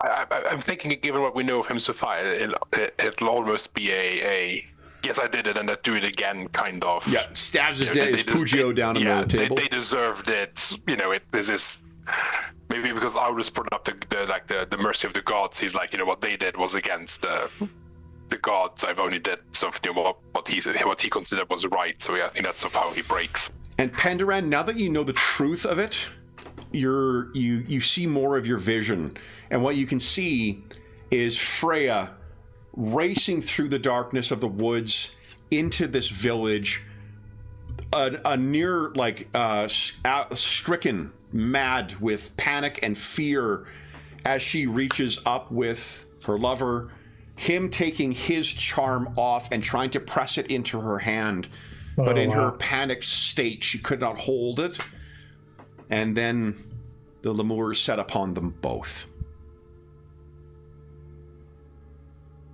So she died because he murdered her, and the other died in an effort of protection. Nevertheless, the one sitting here, is the one who put all of us in motion. So with that, you have your murderer in hand. And dawn is coming. You all have an appointment, though. A pressing appointment. Winter comes, and the hungerer returns. In your dreams, when you finally lay down for the evening in the Castra, are all of the haunted forests of Dacia.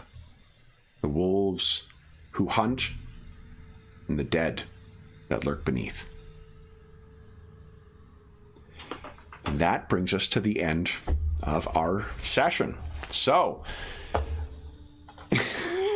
my very misleading title not Knight of the Vampire is not at all. I really need to. We should ask him as he breaks down. Do you know anything about a pale-skinned prince with gray eyes? Yeah, too funny. You know what? I will say this: like, it's something that is. Well, first off, before I yap, what were your impressions, guys, of your first time with Lex Arcana? I'd definitely like to explore it more, since it seems like you gave us a little opening or almost a prologue to, the greater mystery. But I know that those mysteries can take a while, and this group we love to role play and get into character, and you'd like to prompt that. So I definitely like to explore it more. I mean, we didn't really get into the combat aspect of it, which seems pretty interesting. So it looks like, and I mean, even like at the base level, you make a meaningful decision when you decide how to split your dice. So I think that's kind of cool. So I think it would take some time to get used to with a group, but I think it's not too arduous, like you explained to us in the 15-20 minutes before we got on, how the game works, and that was the rules. Mm-hmm. It does take 3 hours to make a character, though. It is a substantial involvement, but also sets you up for future progress. And the thing that when I was reading it, I looked at that character generation. I'm like, wow. And I thought that's going to be a nightmare for the GM for making NPCs. But then, of course, you've got the 126. They've got a way of doing NPCs which is super streamlined. Absolutely. The complexity that goes, it's all for the players to make those decisions and have them play out in the way that the math works out for your different stats and whatnot. None of that is on the GM side. Is ridiculously easy to come up with stuff because you basically assign a dice value. You assign how many dice, 1, 2, or 3 they roll. Right. That's the extent of it. And then if they have special powers or stuff, then they would go from there. Sean, David, what's your walking away first impressions of Lex Arcana? I want more. I really enjoyed it, both like the mystery and the session, but also the rules in as much as we explored them. When I first read the book, I was a bit like, it's a bit gimmicky with like the dice sort of points pool and then splitting them, but it actually works and it doesn't take up more time, or I didn't feel it took up more time than just a quick decision of 3d6, 2d8, 1d5 plus 1d8. Avoid. So I would happily play this again. Mm. Yeah, I think the scenario was well chosen for wanting to leave more. Like, it was kind of designed for it, and it did its job. It was good. First of all, it had isolation. It had a lot of good components to it, with isolation. And the and I'm a sucker for that. I think the Roman. It was a good taste of Roman without the Roman Empire wasn't overbearing here, but it's really nice aspect to the whole. And then you have the village, which is on the outside of it, and the fact that you had something that had nothing to do with the Empire. Like, it wasn't it was a mystery and it was supernatural, but it had to do with cheating on your wife. It was it had a mundane aspect to it that's unexpected. You're looking for some threat to the Emperor, and you run into two cheaters who this kind of thing. So it was cool. It was which was unexpected. So I think that's a cool turn. It's funny you say it, because I had the adventure written for this. This was supposed to be one small thing that happens, and that you encounter the road. You're like, wow, this was a setting the stage thing. The adventure itself starts on the road from Tibiscrum to Alpatriani, and then everything happens. Because I was going to use a rewritten thing, but it's for one, there's at least 3 of you guys who have played in Paradar before, so you're aware of the sensibilities in that campaign. For those who may not be familiar with our Spires of Paradar campaign, it's a mystery-focused Pathfinder 2 game. It's set in it's a very much kind of like Murder of the Week, not Murder of the Week, but like the mysteries in that, they take 10 sessions to work out. So like we all take our sweet time role playing and investigating things and whatnot too. So I really should have been aware that was sort of the pace we were probably going to take in this. Yeah. But the thing is that honestly, like all the stuff with the murdered wife and the identity of the bodies and all the other stuff, I had none of that planned when we started the session.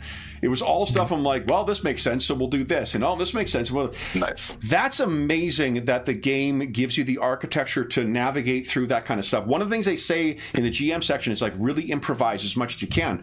And for someone who runs a lot of mystery type things, you kind of like that's just it's something you need to do to run an effective and engaging mystery. Sometimes you have to be like, all right, well, we're not going to get to the clue this way for this thing, so we'll make it about this. And once we got close to like an hour into the session and we were just barely getting these bodies and there was a bit of a mystery behind them, I was like, this is what this whole session is going to be about. I'm not going to try and push us past this point. I'm not going to whatever else. So my setup was intended for what was going to happen afterwards. It is the like framing device at the start of Dacia and Thracia. So if you did like that, that's verbatim from there. Nice. But it is really fucking cool that you can have a world where there's that much of a like supernatural mystery, but it's tied into a mundane kind of thing like that. It felt appropriate for the thing. I didn't feel like I was cheating by introducing things, and they had opportunities for you guys to try and observe that stuff. And that's sort of the omens was really interesting as well, because sometimes you struggle with making sure characters have, sufficient clues and stuff like that. But it's a neat way of giving you not the clear answer, but a way of like, maybe look at this and maybe do this and maybe whatever, over here, and see you guys piece together what the hell all this means. But the reason you were able to put it all together was because of the legwork you had done beforehand and had talked through. I think this is the thing, right? I was just doing a mystery thing a few days ago. It's so easy to lose people. It's obvious to yourself. It's very basic, and you still lose everybody. Yeah.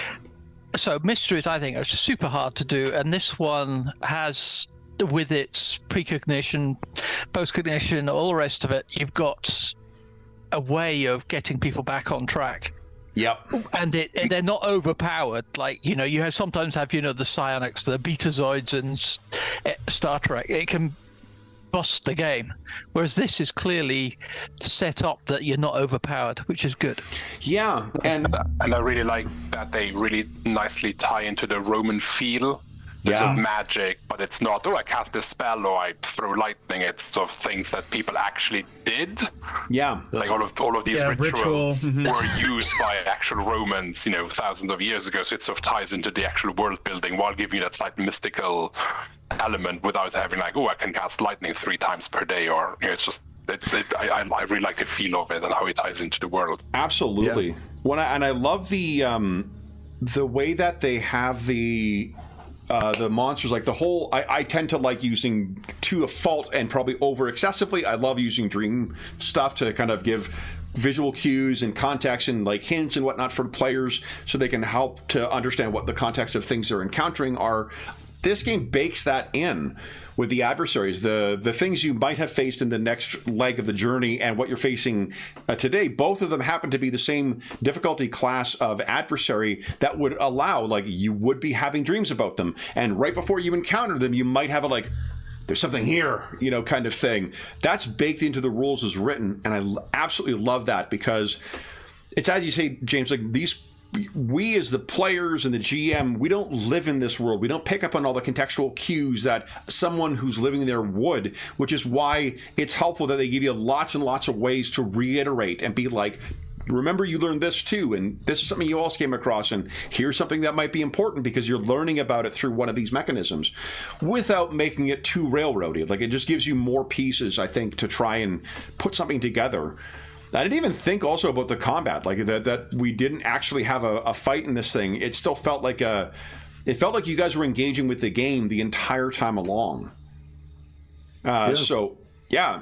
And even Gaius did nothing but having, shitty dice rolls for the, for the entire time. But that felt kind of like you took that and you did a good job of role playing that stuff off. So it felt like, he was present. And I like that Gaius is a bigger dude than what Electra is, but she's the fighter and he's the explorer. And Electra seems to be the one with the highest, forceful presence, which is another thing you wouldn't necessarily, it might be the chatty person or character who is the one who does that stuff to set the tone. It's neat separating out, establishing the circumstances, the first impression, and how you're actually navigating through that. Mm-hmm. I like it a great deal. It's, and even the difference, I wasn't sure what the difference between the scholar and the augur would be, but it really felt like each of you guys had things you were both, the ways you could complement one another, but also ways that you were just really exceptional in your own sphere. Mm-hmm. I think we never got to the combat, obviously, but just reading it, and that's always tricky because you're never sure how that really works out in reality. It does look, though, at that point that your squishier characters are going to get mulched if they get in a fight. But that's where you got your fighter for, right?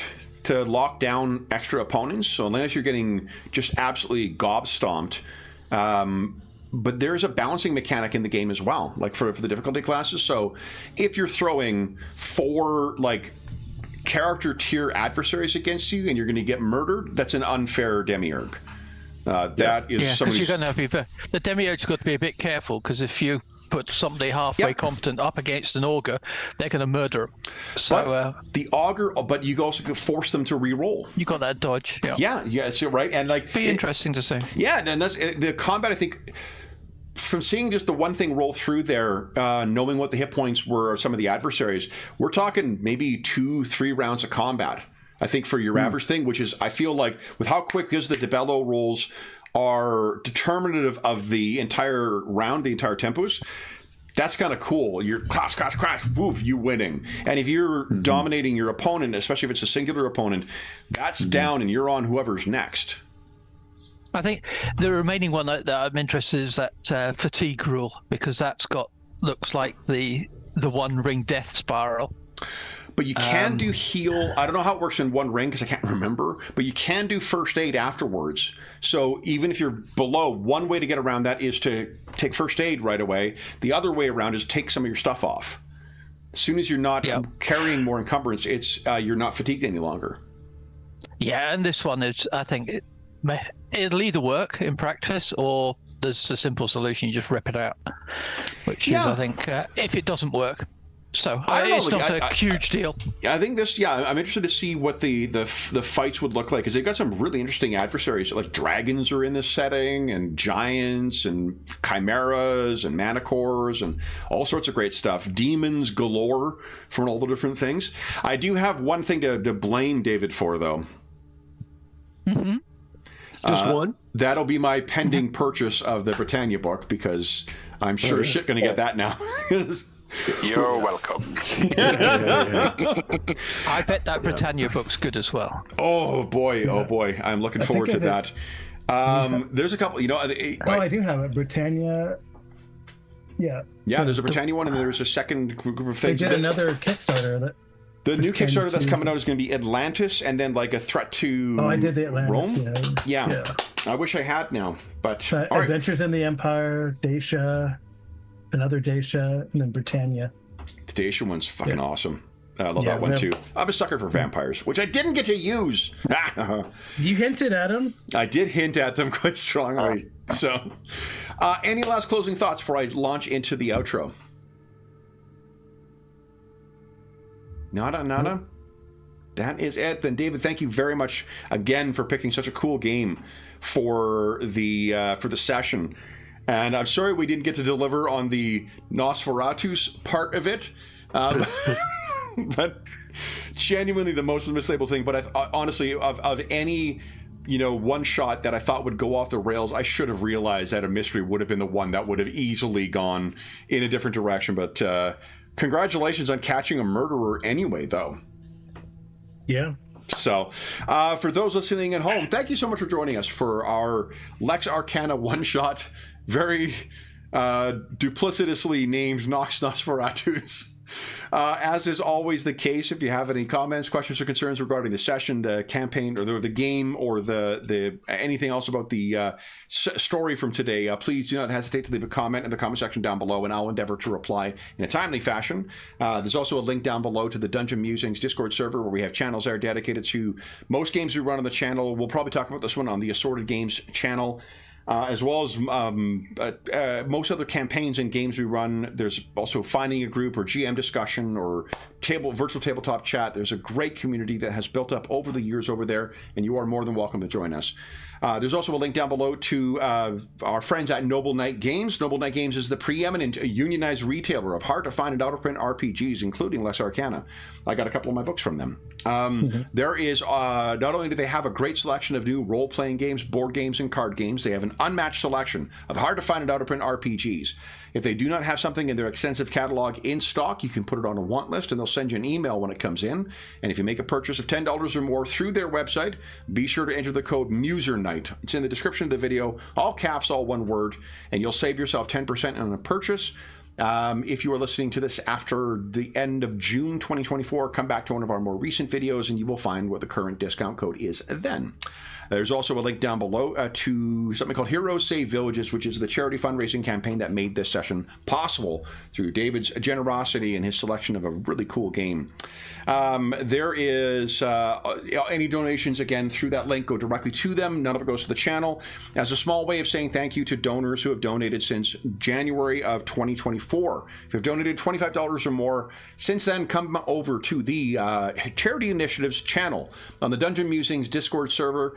And starting at the end of July, we'll be opening up voting for the final charity sessions of the year, which will involve mashups. So if you're, we are going to be taking classic D&D or Call of Cthulhu or whatever adventures and mashing them up with games that they are not intended to be played with. So if you're dying to see a Keep on the Borderlands Lex Arcana or a classic Call of Cthulhu adventure by way of Lex Arcana, there will be opportunities to make those strange combinations starting at the end of July as a way of saying thank you to our donors from this year. The last thing I own, again, all donations through that link down there go directly to them. None of it goes to the channel or any other middleman. The last thing I will say is, once again, an enormous thank you to our custodes. So, James, Carl, Sean, and especially David, thank you so much for playing today, guys. This was a lot of fun to write and even more fun to run. I would say, as a closing thing too, it is amazing that the game had the game architecture to not, I don't mean it as a keeping you busy kind of way, but like we found a mystery and we found a adventure in the game without a clear route to get through it, and that really says something about the setting and the game rules. So I really, really like that. Dan. Yeah. We'll be back. Yeah, thank you very much. 2 weeks' time. You're very welcome. You're very, very welcome. We'll be back in 2 weeks' time with the final adventure for the first batch from the donors from last year. We'll be playing a session of Star Trek Adventures. If you're listening to this actually live too, and you haven't done so yet, head on over to Modifius. Modifius is giving away the first edition Star Trek Adventures core rulebook for free. You can get a PDF for free today on a free RPG day. So if you haven't done so thus far, head on over there, grab that, and get yourself your free book. Otherwise, we hope, for those listening at home, we gave you a few hours to take your mind off the troubles of our world and think about the troubles that our custodes on the western reaches of the province of Dacia have been encountering. And until we see you again, stay safe, stay healthy, and happy gaming.